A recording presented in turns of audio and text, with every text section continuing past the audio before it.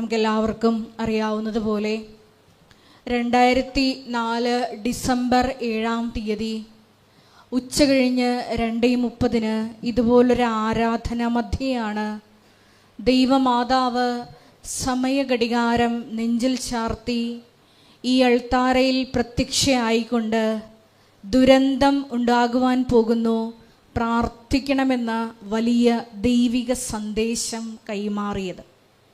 ജീവിതത്തിൻ്റെ വിവിധ ദുരന്ത മുഖങ്ങളിലായിരുന്നു കൊണ്ടാണ് നമ്മളും പരിശുദ്ധ അമ്മ ജീവനോടെ പ്രത്യക്ഷപ്പെട്ട ഈ ആലയത്തിൽ വന്ന് മരിയൻ ഉടമ്പടിയെടുത്ത് നമ്മളെ തന്നെ വിശുദ്ധീകരിച്ചുകൊണ്ട് ദൈവകൃപയെ നോക്കി പാർക്കുന്നത്.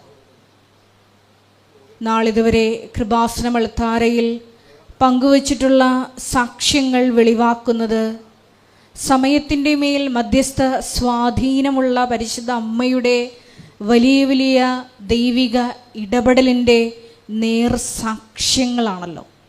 അതുകൊണ്ട് തന്നെ നമ്മളെ വിഷമിപ്പിക്കുന്ന പാപവും ഭാരവുമെല്ലാം നമുക്ക് ഈ കൃപയുടെ സിംഹാസനത്തിൽ അൾത്താരയിൽ ഇറക്കി വയ്ക്കാം. ഈശോയെ സ്നേഹിച്ചുകൊണ്ട് ഈ ആരാധനാ മണിക്കൂറിലായിരിക്കുവാൻ നമുക്ക് പ്രത്യേകമായിട്ട് ശ്രമിക്കാം. ഈ ധ്യാനം നയിക്കുവാൻ പോകുന്ന കൃപാസനത്തിൻ്റെ സ്ഥാപക ഡയറക്ടറായ ബഹുമാനപ്പെട്ട VP ജോസഫ് അച്ഛനെ ദൈവപിതാവിൻ്റെ കരങ്ങളിൽ സമർപ്പിച്ച് നമുക്കൊരു നിമിഷം പ്രാർത്ഥിക്കാം. അച്ഛൻ്റെ ആരോഗ്യത്തെ സമർപ്പിച്ച് പ്രാർത്ഥിക്കാം. തുടങ്ങി വച്ചിരിക്കുന്ന എല്ലാ മിഷൻ പ്രവർത്തനങ്ങളെയും അൾത്താരയിൽ പുനഃസമർപ്പണം ചെയ്ത് നമുക്ക് ഒരു നിമിഷം പ്രാർത്ഥിക്കാം.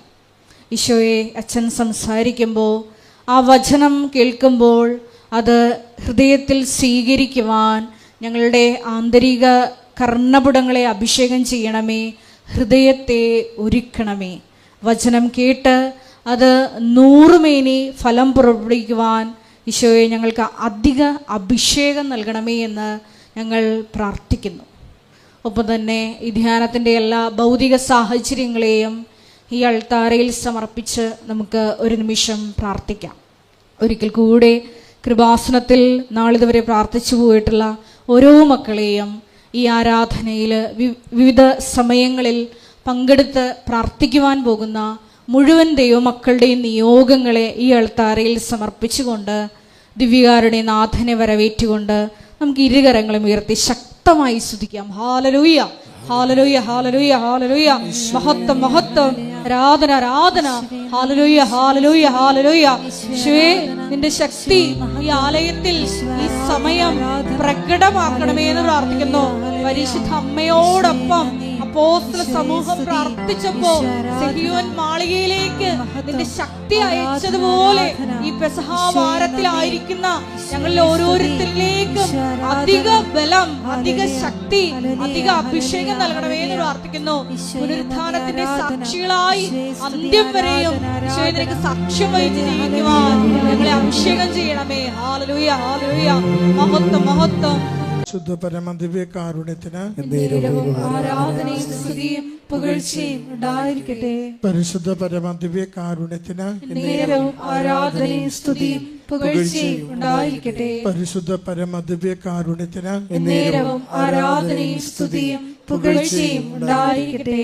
അമ്മേ, പരിശുദ്ധ അമ്മേ, അമ്മേ, പരിശുദ്ധ അമ്മേ, ദൈവമാതാവേ, ദൈവമാതാവേ, ഉപാസനത്തിലൂടെ ഞങ്ങൾക്കും ഞങ്ങളുടെ ദേശത്തിനും അമ്മ മാധ്യസ്ഥം തേടുന്ന എല്ലാ അനുഗ്രഹങ്ങൾക്കും കൃപകൾക്കും ഞങ്ങളിപ്പോൾ ഹൃദയം നിറഞ്ഞ നന്ദി പറയുന്നു. ഒരുമിച്ച് സ്തുതിക്കാം.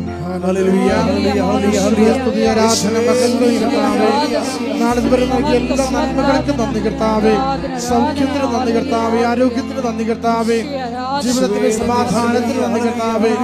ഹല്ലേലൂയ. സ്തുതി, ആരാധന, ആരാധന, ആരാധന, മഹത്വം, മഹത്വം. പരിശുദ്ധ പരമ ദിവ്യകാരുണ്യത്തിന് ആരാധനയും സ്തുതിയും പുകഴ്ചയും ഉണ്ടായിരിക്കട്ടെ. പരിശുദ്ധ പരമ ദിവ്യകാരുണ്യത്തിന് ആരാധനയും സ്തുതിയും പുകഴ്ചയും ഉണ്ടായിരിക്കട്ടെ. പരിശുദ്ധ പരമ ദിവ്യകാരുണ്യത്തിന് നേരവും ആരാധനയും സ്തുതിയും പുകഴ്ചയും ഉണ്ടായിരിക്കട്ടെ. അമ്മേ പരിശുദ്ധ അമ്മേ, അമ്മേ പരിശുദ്ധ അമ്മേ, ദൈവമാതാവേ, 2004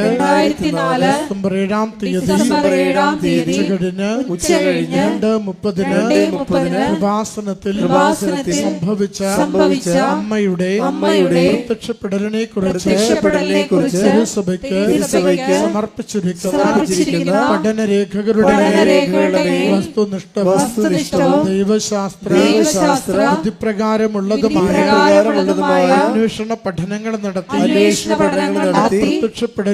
പ്രത്യക്ഷപ്പെടലിലൂടെ പ്രകടമായ ദൈവമാതാവിന്റെ പ്രത്യേക കരുതലും സംരക്ഷണവും വെളിപ്പെടുത്തുന്ന പീഡിതരുടെ ആശ്വാസവും പ്രവാചകന്മാരുടെ രാജ്ഞിയും വാഗ്ദാനത്തിന്റെ പേടകവും പ്രപഞ്ച പ്രകൃതിയുടെ മാതാവുമായ പരിശുദ്ധമ്മയുടെ ഭക്തി തിരുസഭയിൽ കൂടുതൽ പ്രചരിച്ച് ജീവിതത്തിന്റെ ദുരിത അവസ്ഥകളിൽ അകപ്പെട്ട് കഴിയുന്ന അനേകായിരം മക്കൾക്ക് ദൈവത്തിന്റെ സാന്നിധ്യവും സന്ധിപ്പും കൂടുതൽ അനുഭവിക്കുക വഴി ആത്മീയ വിശുദ്ധിയും ദൈവശക്തിയും കൈവരിക്കുവാൻ ഞങ്ങളുടെ കുടുംബങ്ങളെ ഇടയാക്കണമേ.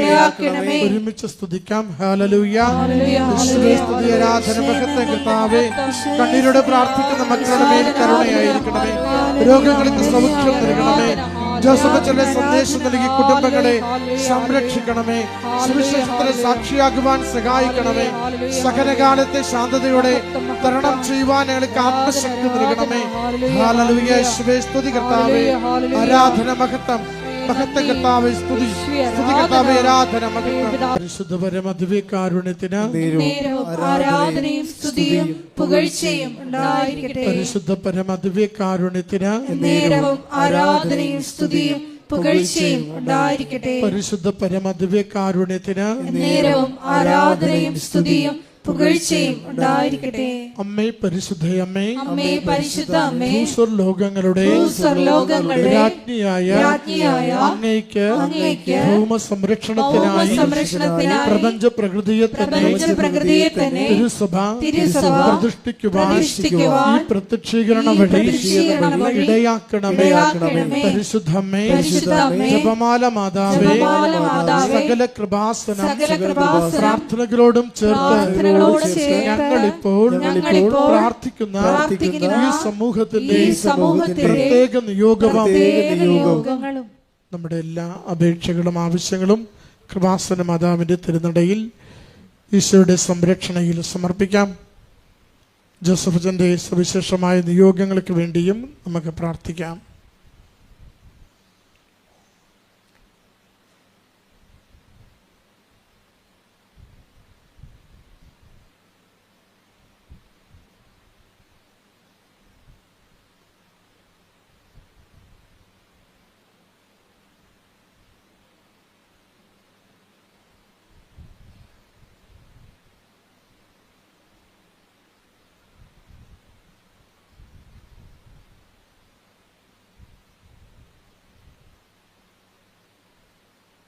അമ്മയുടെ പ്രത്യക്ഷീകരണത്തിന്റെ ഈ അനുഗ്രഹവേളയിൽ ഞങ്ങൾക്ക് സാധിച്ചു തരുവാൻ കഴിയണമേ. ആമേൻ. ഒരുമിച്ച് സ്തുതിച്ച് പ്രാർത്ഥിക്കാം. ഹല്ലേലൂയ. യേശുവേ സ്തുതി, ആരാധന, മഹത്വം. കർത്താവേ, ഈ ആരാധന മണിക്കൂറിൽ അവിടുത്തെ സന്ദേശങ്ങൾ നൽകി സഹായിക്കണമേ. ഞങ്ങളുടെ ആത്മാവിനെ ശുദ്ധീകരിക്കണമേ. ജീവിതത്തെ ക്രമപ്പെടുത്തണമേ. നിയോഗങ്ങൾ അനുഗ്രഹിക്കണമേ. ഉടമ്പടിയിലായിരിക്കുന്നവരെ കാത്തുപരിപാലിക്കണമേ. രോഗങ്ങൾക്ക് സൗഖ്യം നൽകണമേ. അച്ഛങ്ങളുടെ കാലത്തിന് അനുയോജ്യ സന്ദേശങ്ങൾ നൽകണമേ. ഹല്ലേലൂയ. സ്തുതി കർത്താവേ, ആരാധന, ആരാധന, ആരാധന കർത്താവേ. മക്കൾ ദൈവവിളിക്ക് പോകുന്ന സമയമാണിത്. സന്യാസത്തിലേക്കും അതുപോലെ തന്നെ വൈദിക വൃത്തിയിലേക്കും പോകാൻ ഉദ്ദേശിക്കുന്ന സമയമാണ്. ആരെങ്കിലും അങ്ങനെ നിങ്ങളോട് പറഞ്ഞാൽ നിങ്ങൾ ഒരിക്കലും അവനെ എതിരെ നിൽക്കരുത്. എൻ്റെ മകനെ നീയല്ലേ ഉള്ളൂ, ഒന്നൊരു മകനാണല്ല, അവനെ കുനൊന്നും പറയരുത്. കാര്യം അങ്ങനെ ഒരു ചിന്ത ഉണ്ടെങ്കിൽ അത് അവന് ദൈവം കൊടുത്ത ചിന്തയാണ്. അതുകൊണ്ട് ആ ചിന്ത അല്ല, അവൻ നിലനിൽക്കാൻ വേണ്ടിയാണ് അവന് വേണ്ടി പ്രാർത്ഥിക്കേണ്ടത്. നിങ്ങളുടെ കാര്യത്തെ ദൈവം അതിന് വേറെ സംവിധാനം ചെയ്യും. അതുപോലെ തന്നെ കൃപാസനത്തിലെ സന്യസ്തരുടെ അതുപോലെ തന്നെ ഒരു പരിശുദ്ധ സംഘം രൂപീകരിക്കാൻ ബിഷപ്പ് പിതാവ് രൂപതാമെത്താൻ തീരുമാനിച്ചിട്ടുണ്ട്. അപ്പോൾ കൃപാസനത്തിൻ്റെ ശുശ്രൂഷകൾ, ഇപ്പോൾ ജോമളെ പോലെയൊക്കെ ശുശ്രൂഷകൾ, അപ്പോൾ അതുപോലെ ആരെങ്കിലും ഈ ശുശ്രൂഷയിലേക്ക് ഇവിടെ സിസ്റ്ററായിട്ട് ജോലി ചെയ്യാൻ ഉദ്ദേശിക്കുന്നുണ്ടെങ്കിൽ അവർക്ക് എല്ലാ സിസ്റ്റേഴ്സിനെയും പോലെയുള്ള സഭയുടെ അംഗീകാരം നൽകിക്കൊണ്ട് അതിനെ ഒരു പ്രേക്ഷിത സമൂഹമായിട്ടും സന്യസ്ത സംഘമായിട്ടും രൂപീകരിക്കാനുള്ള തീരുമാനം പിതാവിൻ്റെ കയ്യിലുണ്ട്. അപ്പം അങ്ങനെ ആരെങ്കിലും ചേരാൻ കൃപാസന മാതാവിനോട് മാതാവിൻ്റെ സുവിശേഷ വേല അവൻ പറയണ പോലെ ചെയ്യിക്കുകയും ചെയ്തുകൊണ്ട് ലോകത്തിന് ഉടമ്പടിയുടെ വക്താക്കളായി മാറാൻ വേണ്ടി ആ ദൈവിക പദ്ധതി തുടർന്നു കൊണ്ടുപോകാൻ വേണ്ടി ആഗ്രഹിക്കുന്നവർ, അപ്പോൾ വൈദിക വൃത്തിക്ക് ആഗ്രഹിക്കുന്നവരായാലും ശരി, അവരിന് അതിനേക്കാളുപരി സിസ്റ്റേഴ്സായിട്ട് ഇവിടെ ജോലി ചെയ്യാൻ ആഗ്രഹിക്കുന്നവരായാലും ശരി, അവർ ചേർന്ന് പഠിക്കാനുണ്ടെങ്കിൽ തീർച്ചയായിട്ടും അവർക്ക് സ്വാഗതമുണ്ട്. അവരെ വിളിക്കേണ്ട നമ്പർ വാട്സപ്പ് നമ്പറാണ് 82 81 29 75 11. രണ്ടാമത്തെ അറിയിപ്പ്, കൃപാസനം മെയ് മാസം വണക്കം ആരംഭിക്കുകയാണ്. നിങ്ങളുടെ നിയോഗങ്ങൾ എഴുതി കൊടുത്തിട്ട് വണക്കത്തിൻ്റെ രസീത് വാങ്ങിക്കാവുന്നതാണ്. കൗണ്ടറിൽ വണക്കത്തിൻ്റെ രസീത് ലഭ്യമാണ്. മൂന്നാമത്തെ അറിയിപ്പ്, അവർക്ക് എപ്പോഴും നമ്മൾ ശ്രദ്ധിക്കേണ്ട വിഷയം അതാണ്.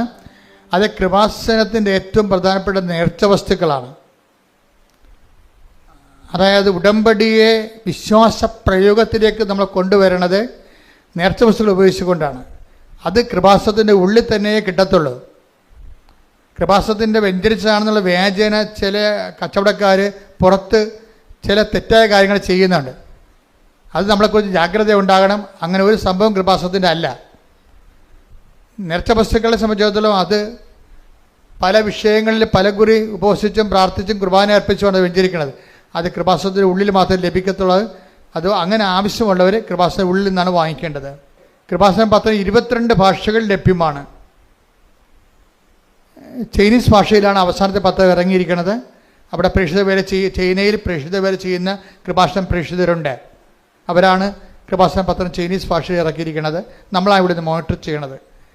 ഏതെങ്കിലും രാജ്യത്ത് ഇനിയും ആ ഭാഷയിൽ കൃപാസന പത്രം ഇല്ലെന്നുണ്ടെങ്കിൽ അത് ഏറ്റെടുത്ത് ആ മിഷൻ ഏറ്റെടുത്ത് ചെയ്യാൻ ഉദ്ദേശിക്കുന്നുണ്ടെങ്കിൽ നിങ്ങൾക്ക് ചെയ്യാവുന്നതാണ്.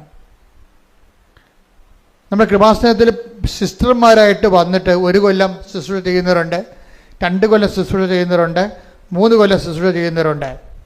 അപ്പോൾ സിസ്റ്റർമാർക്ക് ആർക്കെങ്കിലും ഈ ധ്യാനം കൂടുന്നവരെ ആർക്കെങ്കിലും കൃപാസനത്തിൽ വന്ന് ശുശ്രൂഷ ചെയ്യണം, 1 കൊല്ലം പ്രാർത്ഥനയായിട്ട് ജീവിക്കണം, കൃപാസന മാതാവിൻ്റെ ശുശ്രൂഷ ഏർപ്പെട്ട് ജീവിക്കണം എന്നാഗ്രഹിക്കുന്നവർ സ്വാഭാവികമായിട്ടും മാനേജറിൻ്റെ നമ്പറിൽ വിളിക്കേണ്ടതാണ്. അല്ലെങ്കിൽ 9447285400 നമ്പറിൽ വിളിക്കേണ്ടതാണ്. സിസ്റ്റർമാർക്ക് ഇവിടെ താമസിക്കാൻ പ്രത്യേകമായിട്ട് ഓരോരുത്തർക്കും മുറികളുണ്ട്. അവർ അവരുടെ പ്രാർത്ഥനാ ജീവിതത്തിന് ചാപ്പലുണ്ട്. അതുപോലെ തന്നെ അവരുടേതായിട്ടുള്ള കോൺവെൻ്റ് സെറ്റപ്പുകൾ ഇവിടെ സിറ്റുവേഷൻസ് ഇവിടെ ഉണ്ട്. അതനുസരിച്ച് നിങ്ങൾക്ക് ധൈര്യമായിട്ട് നിങ്ങളുടെ സന്യസ്ത ജീവിതം ഇവിടെ തുടർന്നുകൊണ്ട് പോകാം. വരുന്ന സിസ്റ്റേഴ്സ് കൃത്യമായിട്ടും ഇവിടുത്തെ ജോലി മാത്രം ചെയ്യാൻ ഉദ്ദേശിച്ച് വേണം വരാം. അങ്ങനെയുള്ളവർ മാത്രം വന്നാൽ മതിയാവും. അഖണ്ഡ ജപമാല ഗ്രൂപ്പുകൾ നിങ്ങൾക്ക് ആരംഭിക്കാവുന്നതാണ്. അഖണ്ഡ ജപമാല ഇവിടെ നിന്ന് നൽകുന്നതായിരിക്കും. അഖണ്ഡ ജപമാല ഗ്രൂപ്പുകൾ എല്ലാ മേഖലകളിലുമാണ് നമുക്ക് വേണ്ടി കൃപാസനത്തിന് വേണ്ടി മധ്യസ്ഥ പ്രാർത്ഥന നടക്കുന്നത്. അവരുടെ പ്രാർത്ഥന ലോകം മുഴുവൻ നടക്കുന്നുണ്ട്. അപ്പോൾ അതുപോലെ തന്നെ അഖണ്ഡമാല ഗ്രൂപ്പുകൾ സ്ഥാപിക്കുന്നവർ 9447285400 വിളിക്കുക. പെസക വ്യാഴാഴ്ച, ദുഃഖ വെള്ളിയാഴ്ച, ദുഃഖ ശനിയാഴ്ച, ഈസ്റ്റർ ഞായറാഴ്ച, ഈ 4 ദിവസവും കൃപാസനത്തിൽ യാതൊരുവിധ ഉടമ്പടി ശുശ്രൂഷകളും ഉണ്ടായിരിക്കുന്നതല്ല. അതൊരിക്കൽ കൂടി പറഞ്ഞിട്ടുണ്ട്. പെസക വ്യാഴാഴ്ച, ദുഃഖ വെള്ളിയാഴ്ച, ദുഃഖ ശനിയാഴ്ച, ഈസ്റ്റർ ഞായറാഴ്ച, ഈ ദിവസങ്ങളിൽ കൃപാസനത്തിൽ യാതൊരുവിധ ഉടമ്പടി ശുശ്രൂഷകളും അതിനോട് ബന്ധപ്പെട്ട ശുശ്രൂഷകളൊന്നും ഉണ്ടായിരിക്കുന്നതല്ല. അത് നിങ്ങൾക്ക് നിങ്ങളുടെ പള്ളികളിൽ പോകേണ്ടതും ആ പള്ളികളിൽ നിന്ന് നിങ്ങളുടെ പെസക ആരം ആചരിക്കുകയും വിശുദ്ധി പ്രാപിക്കുകയും ചെയ്യാനുള്ള സമയമാണ്. അത് പ്രത്യേകം ശ്രദ്ധിക്കണമെന്ന് പ്രത്യേകം ഓർപ്പിക്കുന്നു. തീർത്ഥാടനങ്ങളൊക്കെ പോകാം, പക്ഷേ അരൂപി നഷ്ടപ്പെടുത്തരുത്. ചില ആൾക്കാരെ ഉടമ്പടി സ്കൾക്ക് ചെയ്തുകൊണ്ട് ഇടവക പള്ളി സ്കൾക്ക് ചെയ്തുകൊണ്ട് ലോകത്തുള്ള ലോക തീർത്ഥാടനത്തിന് ഇറങ്ങും. അത് ഒരു തെറ്റായ അരൂപിയാണ്.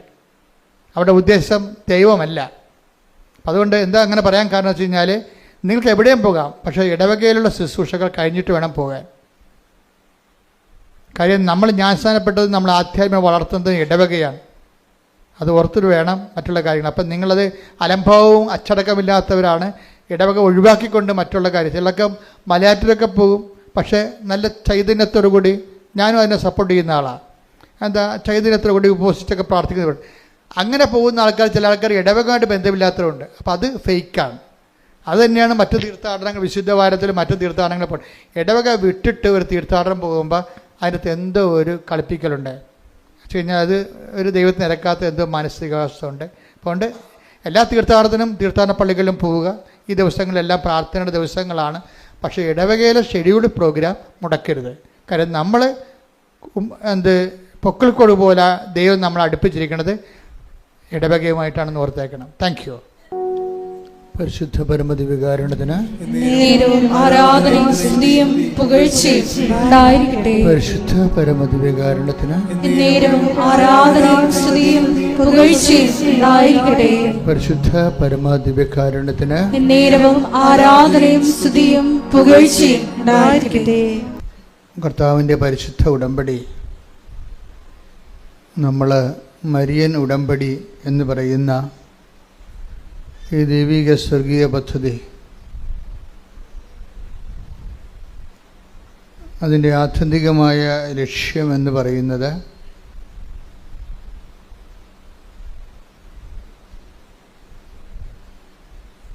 മറിയത്തിൻ്റെ ദൈവാനുഭവങ്ങൾ, അഥവാ മറിയത്തിൻ്റെ ക്രിസ്തു അനുഭവങ്ങൾ,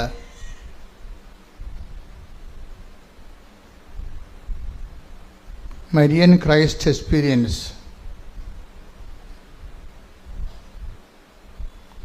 അതിൻ്റെ സാധ്യതകളെ പ്രയോജനപ്പെടുത്തിക്കൊണ്ട്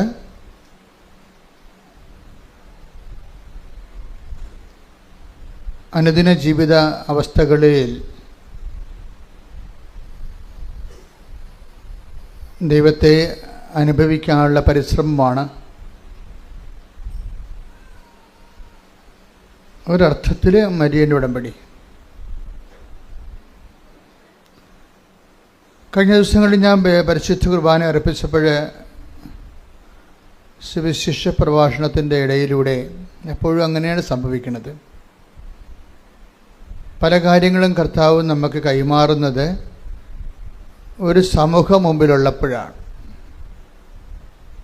വ്യക്തിപരമായി ചില സമയങ്ങളിൽ എൻ്റെ മുറിയിലിരിക്കുമ്പോൾ ഞാൻ എൻ്റെ ജപമാല സ്വകാര്യ പ്രാർത്ഥനയിലെല്ലാം കർത്താവ് കാര്യങ്ങൾ സംസാരിക്കുമ്പോഴും ചില ക്യാപിറ്റലായിട്ടുള്ള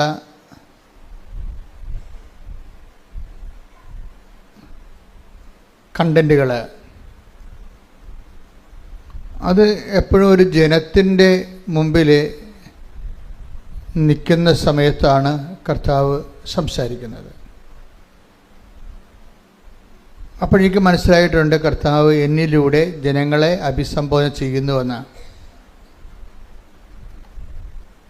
നമ്മുടെ മരിയൻ ധ്യാനം കൂടുന്ന പല ആൾക്കാർക്കും ഈ ധ്യാനം ഒരു ദൈവാനുഭവമായി മാറുന്നതും പലരും അത് ലൈവായിട്ട് കൂടാനാണ് ആഗ്രഹിക്കുന്നത്.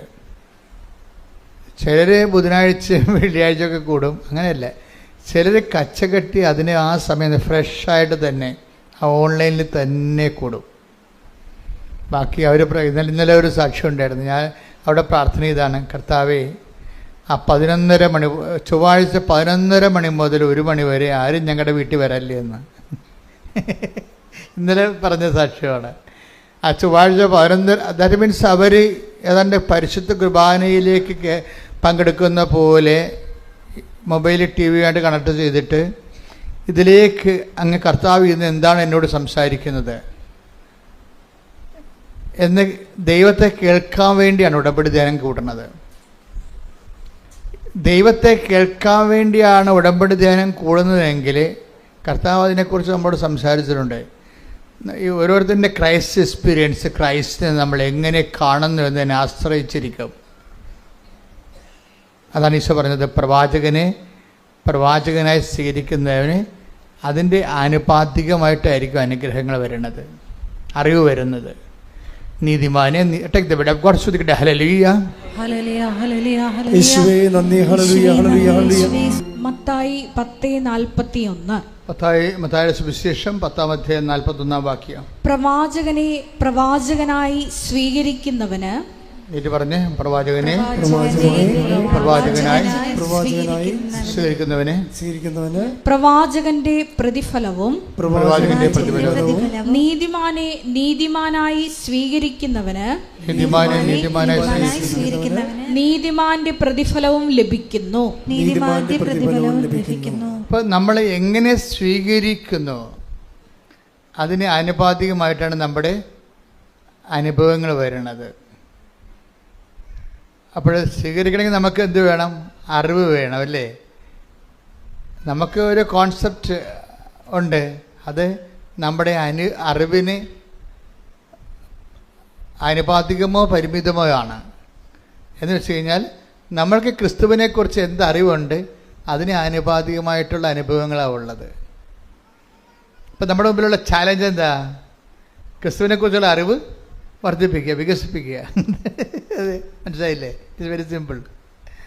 എന്നുവെച്ചാൽ നമ്മുടെ ക്രിസ്തുവിനെക്കുറിച്ച് നമുക്ക് എന്ത് അറിവുണ്ട് അതിന് ആനുപാതികമായിട്ടായിരിക്കും നമുക്കുണ്ടാകുന്ന ദൈവ അനുഭവം. അപ്പോൾ നമ്മുടെ മുമ്പിലുള്ള റിസ്ക് എന്താ? ക്രിസ്തുവിൻ്റെ അതിനെക്കുറിച്ചുള്ള അറിവിൻ്റെ ചക്രവാളങ്ങളെ ഓരോ ദിവസവും വികസിപ്പിച്ചെടുക്കുക. അതാണ്. അതിനാണ് നമ്മൾ ഉടമ്പടി ധ്യാനം കൂടുന്നത്. എന്താ കാര്യം? നമ്മൾ ഉടമ്പടിയാണ് ദൈവാനുഭവത്തിൻ്റെ തോതായിട്ട് എടുത്തിരിക്കുന്നത്. ഇപ്പം പരിശുദ്ധ കുർബാന ദൈവാനുഭവത്തിൻ്റെ തോതായിട്ട് എടുക്കാൻ വേണ്ടി നോൺ ക്രിസ്ത്യൻസിന് പറ്റുമോ? പറ്റത്തില്ല. അതാണ് പ്രശ്നം.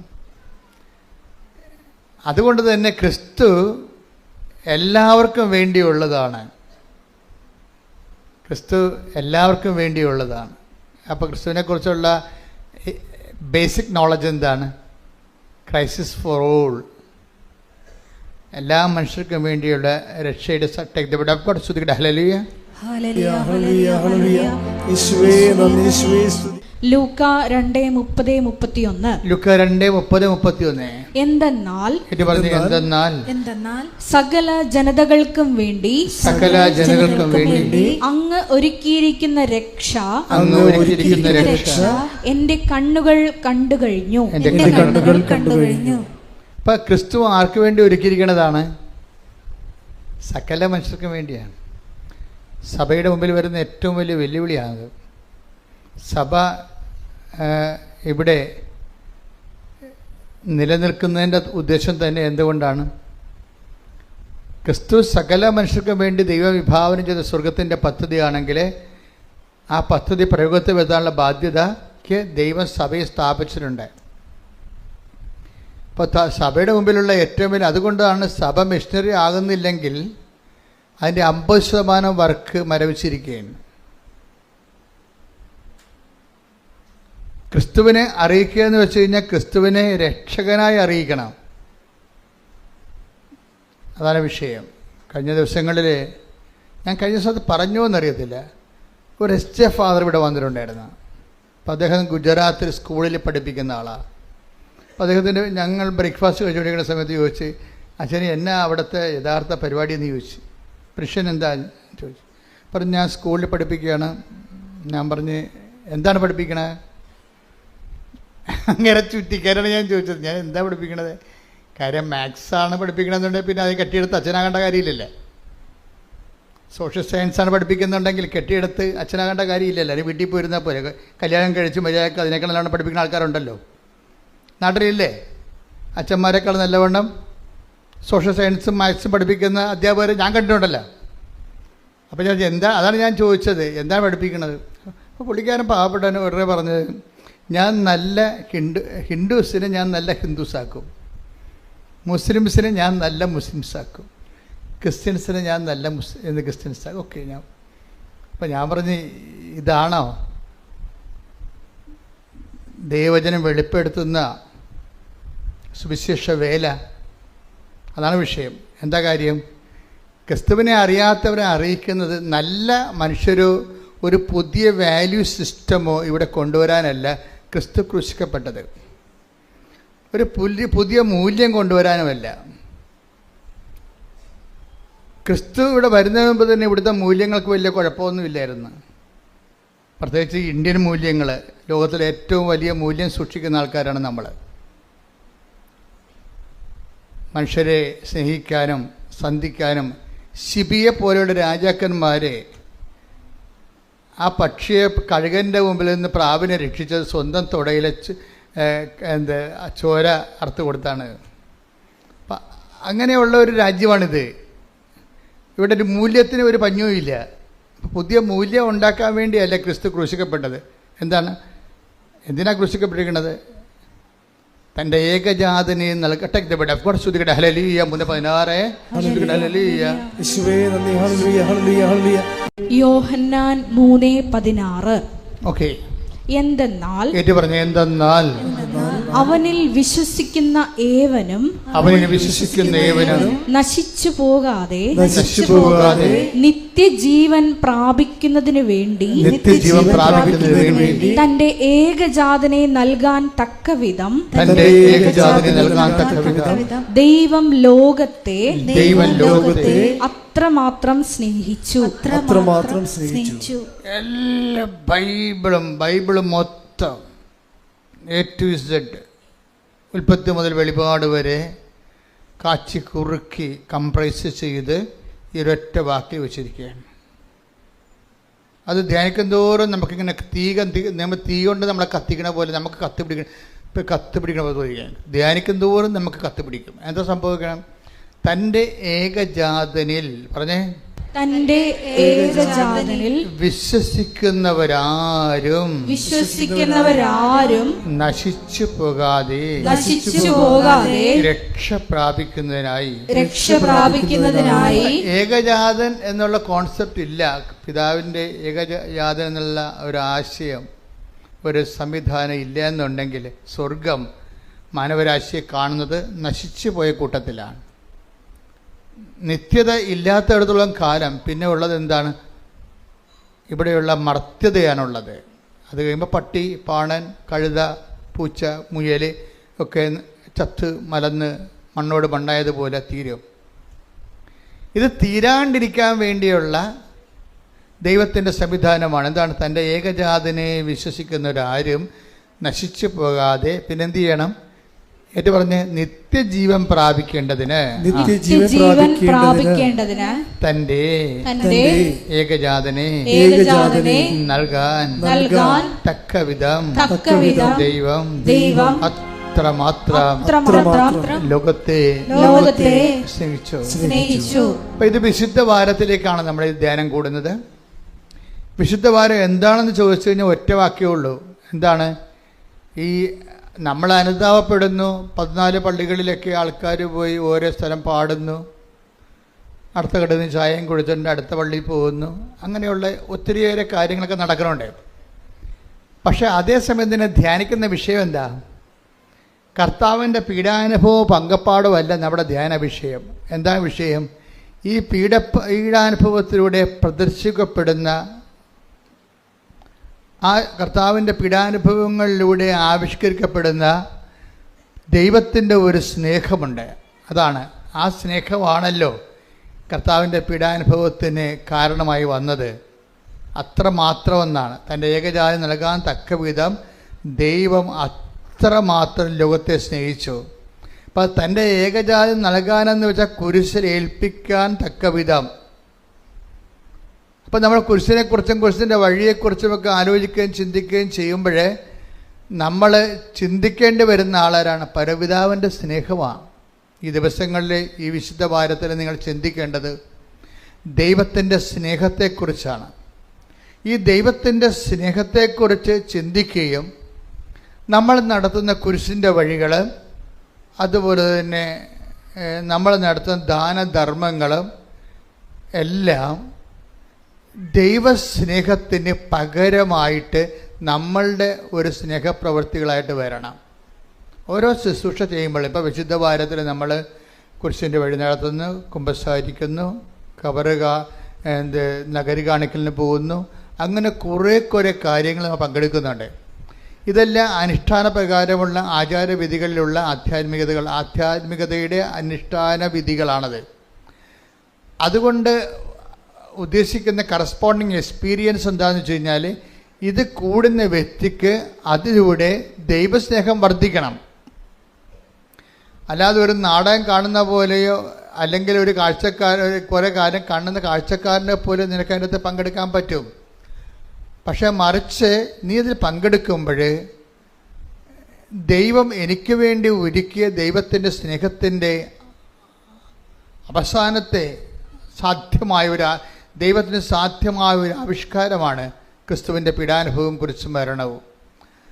ഇത് കാണുമ്പോൾ കർത്താവേ, നിന്റെ സ്നേഹത്താൽ എന്നെ നിറക്കണമേ എന്ന് പ്രാർത്ഥിച്ച കർത്താവേ, ഈ വിശുദ്ധ വാരത്തിൽ നിന്റെ പീഡാനുഭവങ്ങളെ, നിന്റെ ചമ്മട്ടിപ്പാടുകളെ, നിന്റെ മുൾക്കിരീടത്തെ, നിന്റെ കരചരണങ്ങളിലെ ആണിപ്പഴുതുകളെ, അതിൽ നിന്നൊഴുകുന്ന വിശുദ്ധ രക്തത്തെ ഞാൻ ധ്യാനിക്കുമ്പോൾ എനിക്ക് വേണ്ടി സഹിച്ച നിന്റെ സഹനങ്ങളുടെ അന്തർധാരയായ ദൈവസ്നേഹത്താൽ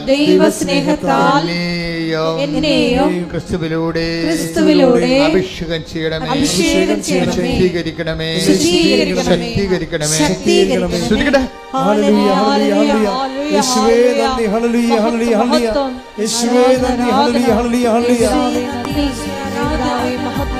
പരിശുദ്ധ പരമ ദിവ്യകാരുണ്യത്തിന് നേരവും ആരാധനയും സ്തുതിയും പുകഴ്ചയും ഉണ്ടായിരിക്കട്ടെ. പരിശുദ്ധ പരമ ദിവ്യകാരുണ്യത്തിന് നേരവും ആരാധനയും സ്തുതിയും പുകഴ്ചയും ഉണ്ടായിരിക്കട്ടെ. പരിശുദ്ധ പരമ ദിവ്യകാരുണ്യത്തിന് നേരവും ആരാധനയും സ്തുതിയും പുകഴ്ചയും ഉണ്ടായിരിക്കട്ടെ. നമ്മൾ ഉടമ്പടിയിൽ ആഘോഷിക്കുന്നത് മറിയത്തിൻ്റെ ക്രൈസ്താനുഭവമാണ്. മറിയത്തിൻ്റെ ക്രൈസ്താനുഭവം. കാരണം ക്രിസ്തുവിനെ എന്തുകൊണ്ടാണ് മറിയത്തെ ക്രിസ്തു അനുഭവത്തിൻ്റെ ഒരു ഉച്ചയും ഉറവയുമായിട്ട് നമ്മൾ കാണാൻ കാരണം? മറിയത്തിൽ നിന്നാണ് ക്രിസ്താനുഭവം നമുക്ക് സാധാരണ മനുഷ്യന്, ഞാൻ അക്കാഡമിക് ആയിട്ടുള്ള ലെവലിലോ അല്ലെങ്കിൽ ഒരു മിസ്റ്റിക് ലെവലിലോ അല്ല അത് വേറെ ഒരു ന്യൂനപക്ഷമാണ് സഭയിലുള്ളത്. സഭയിലുള്ള കോമൺ പീപ്പിളിൽ 99% അവരെ സംബന്ധിച്ചിടത്തോളം മറിയമാണ് ക്രിസ്തുവിൻ്റെ ഏറ്റവും നമുക്ക് ലഭ്യമായ സാധ്യതയുടെ സാക്ഷാത്കാരം. ക്രിസ്തുവിൻ്റെ സാധ്യതകളെ ഏറ്റവും അടുത്തറിഞ്ഞത് ആരാണ്? മറിയമാണ്. ക്രിസ്തുവിൻ്റെ നമ്മൾ ഉടമ്പടിയിലൂടെ ചിന്തിക്കുന്നത് എന്താണ്? മറിയം അനുഭവിച്ച ക്രിസ്തുവിൻ്റെ സാധ്യതകളെ നമ്മുടെ അനുദിന സങ്കടങ്ങളിലേക്ക് ആപ്ലിക്കേറ്റ് ചെയ്തുകൊണ്ട് ക്രിസ്തുവിനെ അനുഭവിക്കാനുള്ള സാധ്യതയാണ് നമ്മൾ ഉടമ്പടിയിലൂടെ അന്വേഷിക്കുന്നത്. ശ്രുതികട ഹല്ലേലൂയ, ഹല്ലേലൂയ, ഹല്ലേലൂയ, ഹല്ലേലൂയ, ഹല്ലേലൂയ.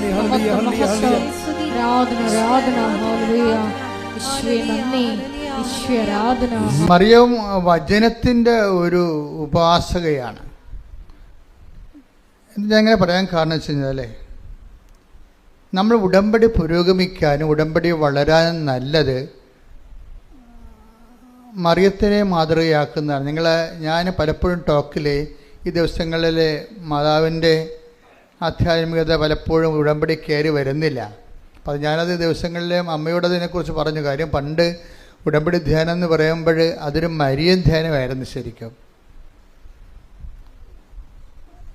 അപ്പോൾ ഈ ദിവസങ്ങളിൽ കുർബാന അർപ്പിക്കാൻ വേണ്ടി വന്നപ്പോൾ അമ്മ എന്നോട് പറഞ്ഞു, ഇങ്ങനെയാണ് അതിൻ്റെ പുതിയ വെളിപ്പാടുകൾ. അവർക്കൊരു മറിയത്തെക്കുറിച്ച് ഓൾമോസ്റ്റ് ഓൾ റെവലേഷൻസ്, അങ്ങനെ ഒരു ബുക്ക് തന്നെ ഉണ്ട്, മേരി മദർ ഓഫ് ഗോഡ്, മറിയത്തിൻ്റെ സുവിശേഷം എന്നും പറഞ്ഞുകൊണ്ട് നമുക്കൊരു വലിയ ബുക്ക് തന്നെ ഉണ്ട്, ഇത് മേടിക്കാൻ കിട്ടും. അതെല്ലാം ഈ മരിയൻ വെളിപാടുകളാണ്. അത് ആ ഫോർമുല ഉപയോഗിച്ചിട്ടാണ് ആൾക്കാർ ക്രിസ്തുവിൻ്റെ ശക്തി ടാപ്പ് ചെയ്യണത് ഉടമ്പടിയിലൂടെ.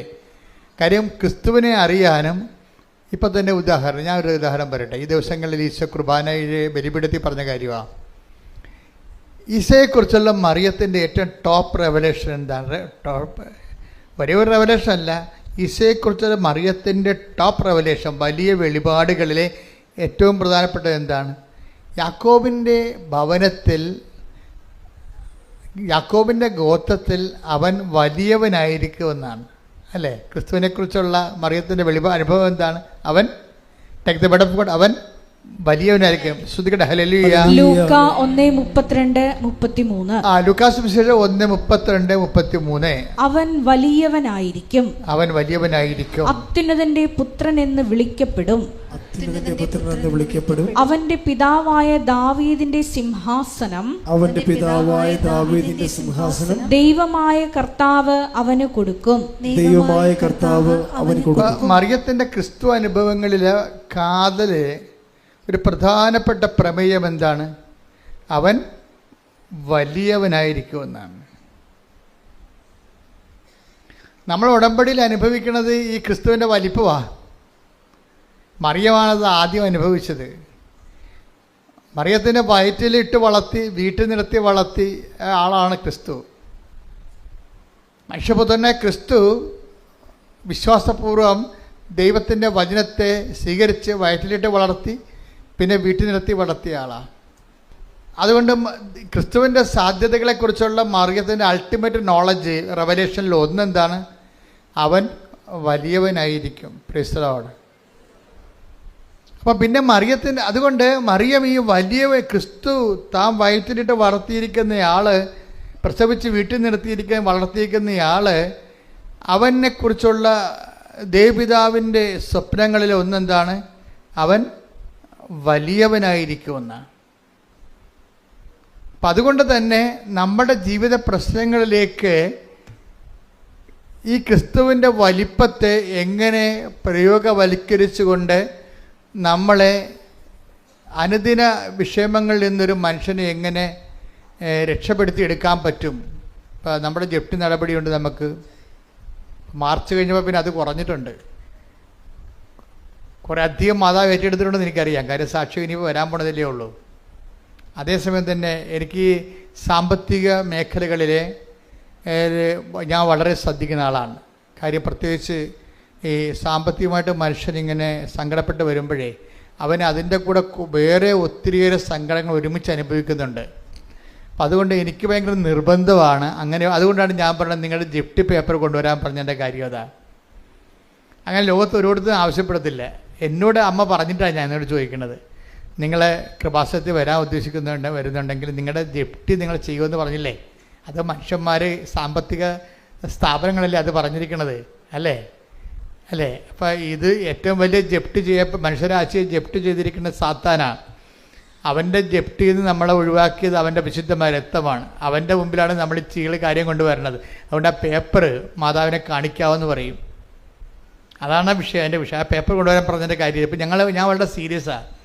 നിങ്ങൾ എന്നെ കാണാൻ വരുമ്പോൾ എനിക്ക് നിങ്ങൾ അനുഭവിക്കുന്ന പ്രശ്നങ്ങളുടെ പേപ്പറുകൾ വേണമെന്ന് പറഞ്ഞാൽ എന്താണ്? അത് മാതാവിൻ്റെ മുമ്പിൽ വെച്ചിട്ട് പ്രത്യേക ഒരു പ്രാർത്ഥനയുണ്ട്. അത് ചെല്ലും. എന്നിട്ട് നിങ്ങളുടെ വിഷയം അങ്ങോട്ട് ഏൽപ്പിക്കും. അത് നിങ്ങളോർക്കും ഇതൊക്കെ ഒരു ആൾക്കാർ ഇങ്ങനെ ആകർഷിക്കാൻ വേണ്ടി ചെയ്യണം. അല്ല, ആൾക്കാരെ ആകർഷിക്കാൻ വേണ്ടി ഞാൻ ചെയ്ത കാര്യമല്ല, മറിയം ചെയ്ത കാര്യങ്ങളാണ് ഇതൊക്കെ. എന്താണ് മറിയം ചെയ്തത്? എന്താണ്? ക്രിസ്തുവിനെ കുറിച്ച് മറിയത്തിന് അറിയാം വലിയവനാണെന്ന്. എലിസബത്ത് പരിശുദ്ധാത്മാവ് എലിസബത്തിനെ കാണാൻ വേണ്ടി അമ്മ തിടുക്കത്തിൽ ചെല്ലുമല്ല. അത് തിടുക്കത്തിൽ വായിച്ചത് ലൂക്ക 1:39. ലൂക്ക 1:39. ആ ദിവസങ്ങളിൽ മറിയം യൂദയായിലെ മലമ്പ്രദേശത്തുള്ള ഒരു പട്ടണത്തിലേക്ക് തിടുക്കത്തിൽ യാത്ര പുറപ്പെട്ടു. അപ്പൊ മറിയത്തിന്റെ ഒരു മൗലികമായ ഒരു ആക്ഷൻ മോഡാണിത്. എന്താണ്? ആള് തിടുക്കമായിരിക്കും. അതുകൊണ്ടാണ് ഈ ഉടമ്പടി ഉടനടി പരിഹാരം എന്നൊക്കെ ഞാൻ ആദ്യ കാര്യങ്ങൾ പറഞ്ഞുകൊണ്ടിരുന്നത്. ഈ തിടുക്കം എനിക്കറിയാം, തിടുക്കത്തെക്കുറിച്ച്. സത്യസന്ധമായിട്ട് ഒരു വ്യക്തി ഉടമ്പടി ചെയ്തെങ്കിൽ അമ്മ ആ വിഷയത്തെ തിടുക്കം കാണിക്കുമെന്നറിയാം. അതുകൊണ്ട് ഉടമ്പടി ഉടനടിയല്ല, പിന്നെ എങ്ങനെ പരിഹാരമുണ്ട്? അതാണ് വിഷയം. അമ്മ ആ തിടുക്കം കാണിക്കുമെന്നറിയാം. അമ്മയ്ക്ക് അല്ലെങ്കിലും തിടുക്കമാണ്. എന്താ കാര്യം വെച്ച് കഴിഞ്ഞാൽ ഇപ്പം കാനായിലെ കല്യാണ വീട്ടിൽ വരുമ്പോഴോ ഇപ്പം ഈ യേശു വലിയവനായിരിക്കും എന്നുള്ളത് അമ്മയ്ക്കറിയാം. പക്ഷേ ഈ വലിപ്പം അമ്മയെ സംബന്ധിച്ചിടത്തോളം മനുഷ്യൻ അനുദിനം അനുഭവിക്കുന്ന പ്രതിസന്ധിക്ക് പരിഹാരമാകാൻ ഇത് ആപ്ലിക്കേറ്റ് ചെയ്യാൻ പറ്റുമോ എന്നുള്ളതാണ് മറിയൻ ആലോചനകൾ. മറിയൻ എന്ന് വെച്ച് കഴിഞ്ഞാൽ നമ്മളുടെ പ്രശ്നബാധിതമായ ഒരു മനുഷ്യൻ്റെ ഒപ്പം നടന്നും ഒപ്പം നിന്നും ചിന്തിക്കുന്ന ആളാണ് മറിയം. അങ്ങനെ ആരുമില്ല ബൈബിളിൽ അത്രയും കൃത്യമായിട്ട്. മനുഷ്യൻ്റെ അനുദിന പ്രശ്നങ്ങളുടെ ഒപ്പം നടന്നുകൊണ്ട്, അവൻ്റെ ഒപ്പം തലക്ക് തീ പിടിച്ചുകൊണ്ട്, അവൻ്റെ കൂടെ ഉപ്പുകുറ്റിക്ക് തീ പാറിക്കൊണ്ട് ഒരുമിച്ച് നടക്കുന്ന ഒരാളാണ് മറിയം. അങ്ങനെ ഈ വലിയവനായിരിക്കുന്ന യേശുവിനെ എങ്ങനെ മനുഷ്യൻ്റെ അനുദിന വിഷയത്തിൻ്റെ അകത്ത് ഒരു പരിഹാരത്തിന് വേണ്ടി അതിനെ പ്രയോഗിക്കാൻ കഴിയും എന്ന് കാനായിൽ ഒരാകസ്മികമായിട്ട് ചിന്തിച്ച ആളല്ല. മറിയത്തിൻ്റെ മനസ്സിൽ ഇത് തന്നെയായിരുന്നു എല്ലാ കാലങ്ങളിലും. എങ്ങനെ മറിയത്തോടല്ല പറഞ്ഞത്, ഇവൻ ഔസേപ്പിതാവിനോടല്ല പറഞ്ഞത്, അവൻ വലിയവനായിരിക്കുമെന്നാണ്. എന്തിനാണ് അങ്ങനെ പറഞ്ഞത്? അവൻ വലിയവനായിരിക്കും. എന്തിനു വേണ്ടി അവൻ വലിയവനായിരിക്കും? അവൻ യേശുക്രിസ്തു ക്രൂശിക്കപ്പെട്ട് മനുഷ്യൻ്റെ പാപങ്ങൾക്ക് പരിഹാരമാകാൻ വേണ്ടി മാത്രമാണോ? അല്ല. മറിയത്തെ സംബന്ധിച്ചിടത്തോളം മനുഷ്യൻ്റെ അനുദിന ജീവിതത്തിൻ്റെ പരിഹാരത്തിനും അവൻ വലിയവനായിരിക്കുമെന്നാണ് പരിശുദ്ധാത്മാവ് മറിയത്തോട് പറഞ്ഞിരിക്കുന്നത്. കൈയടിച്ച് ക്രിസ്തുവിന്റെ ഹല്ലേലൂയ. ഹല്ലേലൂയ ഹല്ലേലൂയ ഹല്ലേലൂയ. ആരാധന ആരാധന. ഹല്ലേലൂയ ഹല്ലേലൂയ ഹല്ലേലൂയ. വിശുദ്ധ പരമ ദിവ്യകാരുണ്യത്തിന് ആരാധനയും സ്തുതിയും പുകഴ്ചയും ഉണ്ടായിരിക്കട്ടെ. എൻ്റെ ദൈവപൈതലേ, അതായത് എലിസബത്തിൻ്റെ ഭവനത്തിലേക്ക് പോകുന്നതിന് വേണ്ടി മറിയം കാണിച്ച ഒരു തിടുക്കമുണ്ട്. ഈ തിടുക്കം തന്നെയാണ് അമ്മ വലിയവനായ ക്രിസ്തുവിനെ മനുഷ്യൻ്റെ അനുദിന ജീവിത പ്രശ്നങ്ങളിലേക്ക് സത്ത തിരിച്ചുകൊണ്ട് അതിനൊരു പരിഹാരം കാണാൻ വേണ്ടി ഒരു പഴുത് നോക്കി നടന്നതുപോലെയാണ് കാനായിലെ കല്യാണം വന്നു ചേരുന്നത്. കാനായിലെ കല്യാണം വാസ്തവത്തിൽ അത് ശരിക്കും പറഞ്ഞാൽ ഞാൻ ഇപ്പോഴും വിശ്വസിക്കുന്നത് ഒരു സർക്കസ് സെൻസ് മാതാവ് ഇതേ ചിന്തയോടുകൂടി നടന്ന് ക്രിസ്തു വലിയവനാണെന്ന് അമ്മയ്ക്കറിയാം. ഈ വലിമ മനുഷ്യന് മനസ്സിലാകുന്ന ജീവിത പ്രശ്നങ്ങളിലേക്ക് അതിൻ്റെ സാധ്യതയെ പ്രയോഗിച്ചുകൊണ്ട് ക്രിസ്തുവിനെ മനുഷ്യൻ അവൻ്റെ സങ്കടങ്ങളിൽ സമാശ്വാസം നൽകുന്ന ദൈവത്തിൻ്റെ സ്നേഹരൂപമായി അനുഭവിക്കുന്ന ദൈവിക പദ്ധതി അമ്മയ്ക്ക് ഒരു ചെവിട്ടോർമ്മ പോലെ ചൊല്ലിക്കൊടുത്തതുപോലെ അമ്മ ഒരു പഴുത് നോക്കി നടക്കുകയായിരുന്നു. എപ്പോഴാണ് ഈ വലിയവനായ യേശുവിനെ മനുഷ്യൻ്റെ ജീവിതത്തിലെ പ്രശ്നങ്ങൾക്ക് പരിഹാരം ആക്കുക? അങ്ങനെ നടക്കുന്ന കാലത്താണ് കാനായിലെ കല്യാണം ഒരു പെട്ടെന്നിങ്ങനെ ഈ പാല് കടയുമ്പോൾ വെണ്ണ വന്ന പോലെ പൊന്തി വന്നത്. അവസരം പൊന്തി വന്നതാണ്. ആ അവസരം ശരിക്കും പറഞ്ഞാൽ അമ്മയ്ക്ക് വേറെ ആ വിഷയം കൈകാര്യം ചെയ്യുകയാണെങ്കിൽ തീർച്ചയായിട്ടും ഞാൻ ഇടയ്ക്ക് പറയാറുള്ളതാണ്, അത് വലിയൊരു വിഷയമല്ല, ഒരു ചെറിയൊരു പഴുതാണ്. അവിടെ വീഞ്ഞ് തീർന്നു പോയി, വേണമെങ്കിൽ അടുത്ത വീട്ടിൽ പോയി വായ്പ വാങ്ങിക്കാമെന്ന് പറയുമ്പോൾ ആ പ്രശ്നം തീരും. അടുത്ത വീട്ടിൽ പോയി വായ്പ വാങ്ങിക്കുക, അല്ലെങ്കിൽ 3-4 വീട്ടിൽ പോയി പെട്ടെന്ന് അവിടെ ഉള്ള വീഞ്ഞ്, അവിടെയൊക്കെ വീഞ്ഞുള്ള സ്ഥലമാണ്, ഞാനും പോയതാ. അവിടുന്ന് കുറേ വീഞ്ഞ് അവിടുന്ന് പോയപ്പോൾ കൊണ്ടുവരികയും ചെയ്തു ഇവിടെ. കാര്യം അതല്ല, അതോട് അവരുടെ ബിസിനസ്സാണത്. അപ്പം അതുകൊണ്ട് തന്നെ അവിടെ പഞ്ഞമൊന്നുമില്ല ഈ സംഭവം, അടുത്ത വീട്ടിൽ പോയ സംഭവം കിട്ടും. അങ്ങനെ ഒരു ഉപദേശം കൊടുക്കുന്നതിനുള്ള സാധ്യതയുണ്ട് അവിടെ. അല്ലെങ്കിൽ വിലക്ക് വാങ്ങാമല്ലോ. അപ്പോൾ ഈ 2 സംഭവം ചെയ്യാതെയാണ് അമ്മ ഈ വിഷയം യേശുവിൻ്റെ വലിയവനായ യേശുവിൻ്റെ വലിപ്പം മനുഷ്യൻ്റെ ജീവിത പ്രശ്നങ്ങൾ പരിഹാരമാകാനുള്ള സാധ്യത അമ്മ കണ്ടുപിടിച്ച ഒരു പോംവഴിയാണ്. നമ്മൾ അമ്മയെ വിളിക്കണത് എന്താണ്? ദിവ്യ രഹസ്യങ്ങളുടെ എന്താ വിളിക്കണേ?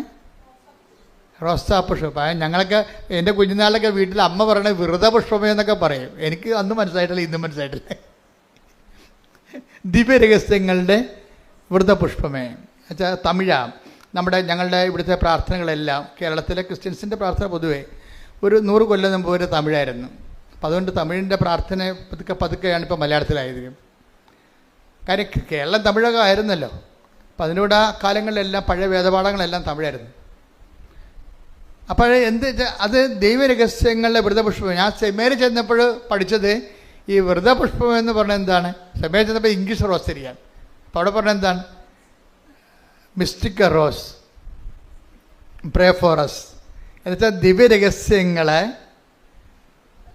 ഒരു തേൻ പോലെ ഒരു പനിനീർ പൂവിൽ സൂക്ഷിച്ചിരിക്കുന്നതാണ് അമ്മ. അമ്മ ഒരു പനിനീർ പൂവാണ്.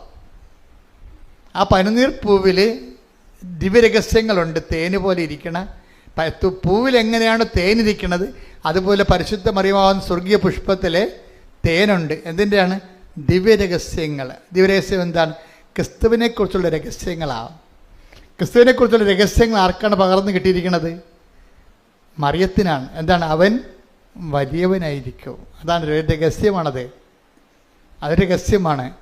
ഈ രഹസ്യം അത് അമ്മയ്ക്ക് കിട്ടിയിരിക്കുന്ന രഹസ്യമാണ് അമ്മ കാനായിലെ അത് പരസ്യമാക്കുന്നത്. ഈ രഹസ്യമില്ലേ, അതായത് ഇവൻ വലിയവനായിരിക്കും എന്നുള്ള ദിവ്യരഹസ്യം. അതാണ് ദിവ്യരഹസ്യങ്ങളുടെ പനിനീർ പുഷ്പമേ. അപ്പം ഈ രഹസ്യത്തെയാണ് അമ്മ അവൻ വലിയവനായിരിക്കും. ഈ യേശുക്രിസ്തുവിൻ്റെ ശക്തിയെ അമ്മ ബലഹീനനായ മനുഷ്യൻ്റെ ഉയർത്തെഴുന്നേൽപ്പിനും നിലനിൽപ്പിനും ഉയർച്ചയ്ക്കും അതിജീവനത്തിനുമായിട്ട് അമ്മ ഒരു പഴുത് നോക്കിയിരിക്കുകയായിരുന്നു. യേശുക്രിസ്തുവിനെ ഇൻട്രൊഡ്യൂസ് ചെയ്യാൻ വേണ്ടി ക്രിസ്തുവിൻ്റെ ശക്തി, ക്രിസ്തുവിലുള്ള ദൈവത്തിൻ്റെ പദ്ധതികൾ, മനുഷ്യൻ്റെ എല്ലാ സർവ്വതോന്മുഖമായ വീണ്ടെടുപ്പുകൾ നിലവിൽ വരുത്താൻ വേണ്ടി അമ്മ ഒരു പഴുത് നോക്കിയിരിക്കുകയാണ്. അങ്ങനെ വളരെ അത്രയ്ക്ക് വലിയ ആഡംബരമായിട്ട് പറയാൻ പറ്റുന്നില്ലെങ്കിലും കിട്ടിയ പഴുത് അമ്മ തിടുക്കത്തിൽ ഉപയോഗിക്കുകയാണ്. അവിടെയും തിടുക്കമാണ്, പെട്ടെന്നല്ല ഈ സംഭവം നടക്കുന്നത്. അവർ അടുത്ത വീട്ടിൽ പോയി വാടകയ്ക്ക് വീഞ്ഞും കാവിക്കൊണ്ട് വരണമെങ്കിൽ തന്നെ ഇവിടെ കാര്യം സാധിച്ചു. അതാണ് തിടുക്കം. അവിടെ തിടുക്കം കാണിക്കുന്നുണ്ട്. അതായത് അടുത്ത വീട്ടിൽ പോയി ആ വീട്ടുകാർ വീഞ്ഞ് തീരാൻ പോണെന്ന് കണ്ടപ്പോൾ തന്നെ ഇത് അമ്മയ്ക്കറിയാം, ഇത് ഇവർ വീഞ്ഞ് തീരാൻ പോണ എങ്ങനെ വീട്ടുകാരറിഞ്ഞു കഴിഞ്ഞാൽ ക്രിസ്തുവിനെ അറിയാൻ പാടില്ലാത്ത കാരണം അവർ വേറെ മാർഗങ്ങൾ ഉപയോഗിക്കുമെന്നറിയാം. അതാണ് വിഷയം. അവിടെ ക്രിസ്തുവിനെ അറിയാത്ത വീടാണത്. ക്രിസ്തുവിനെ അറിയാത്ത വീട്ടിൽ ഒരു വിഷയം ഉണ്ടായിക്കഴിഞ്ഞാൽ അവരറിഞ്ഞു കഴിയുമ്പോൾ, വിവാഹത്തിൻ്റെ ശോഷണം അറിഞ്ഞു കഴിയുമ്പോൾ ഓട്ടോമാറ്റിക്കലായിട്ട് അവർ വേറെ ക്രിസ്തുവിനെ ഇതരമായിട്ടുള്ള വേറെ മാർഗങ്ങൾ, വായ്പ വാങ്ങിക്കുകയോ വിലക്ക് വാങ്ങിക്കുകയോ എന്ന് അറിയാം, അവർ ചെയ്യുമെന്നറിയാം. അതിന് മുമ്പ് തന്നെ ഒരു തിടുക്കം കാണിക്കും. ഇവിടെ എലിസബത്തിൻ്റെ വീട്ടിലേക്ക് പോയി അതേ തിടുക്കം തന്നെ. ദൈവത്തിലെ ഓർക്കുക, നിൻ്റെ വിഷയത്തിനും നീ ഒരു ബൗദ്ധികമായ പരിഹാരം നീ കണ്ടെത്താൻ ഉള്ള സാവകാശത്തെ മുമ്പേ മറിയം കാണിക്ക തിടുക്കത്തിന്റെ പേരാണ് ഉടമ്പടി. കൈയടിച്ച് സ്തുതിക്കട്ടെ. ഹല്ലേലൂയ, ഹല്ലേലൂയ, ഹല്ലേലൂയ, ഹല്ലേലൂയ, ഹല്ലേലൂയ. മഹത്വം, മഹത്വം. വലിയ വെളിപാട് നന്ദി പറയുന്നു. ഹല്ലേലൂയ, മഹത്വം, മഹത്വം. ആരാധന, ആരാധന. ദൈവപിതാവേ നന്ദി, ദൈവപിതാവേ മഹത്വം, ദൈവപിതാവേ ആരാധന.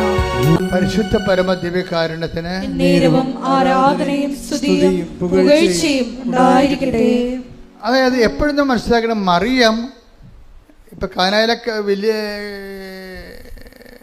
വിവാഹ വിരുന്നിൽ നടന്ന സംഭവങ്ങളെ നമ്മൾ അന്വേഷിക്കുകയാണെങ്കിൽ നമുക്ക് മനസ്സിലാകുന്ന ഒരു സത്യമുണ്ട്. എന്താണ്?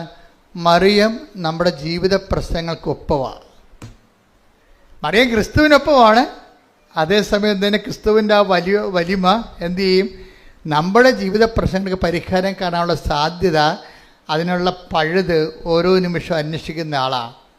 അതിനുള്ള തിടുക്കം കാണിക്കുന്നത് കൊണ്ടാണ് ഞാൻ നിങ്ങളോട് പറഞ്ഞത്, അമ്മ എന്താ പറഞ്ഞത്? അവൻ പറയണത് പോലെ ചെയ്യുക.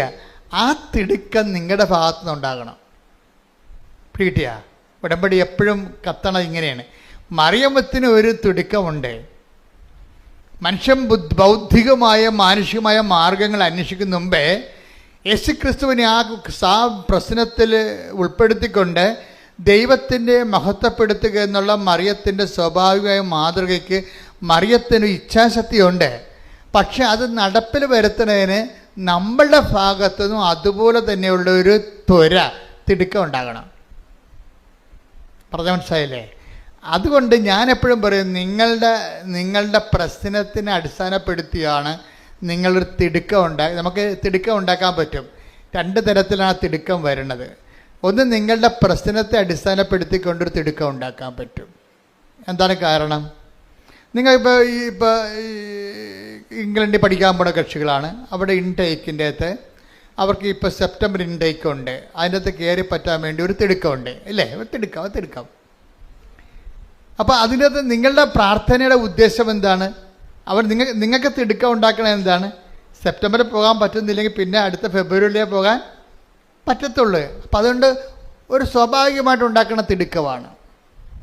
ഞാൻ എന്താ ചെയ്യണത്? എപ്പോഴും നിങ്ങളുടെ ഈ മെറ്റീരിയലായിട്ടുള്ള തിടുക്കത്തെ ഞാനൊന്ന് ടെസ്റ്റ് ചെയ്തിട്ട് നിങ്ങളിലേക്ക് ദൈവസ്നേഹം ഇൻഡക്റ്റ് ചെയ്ത് തരും.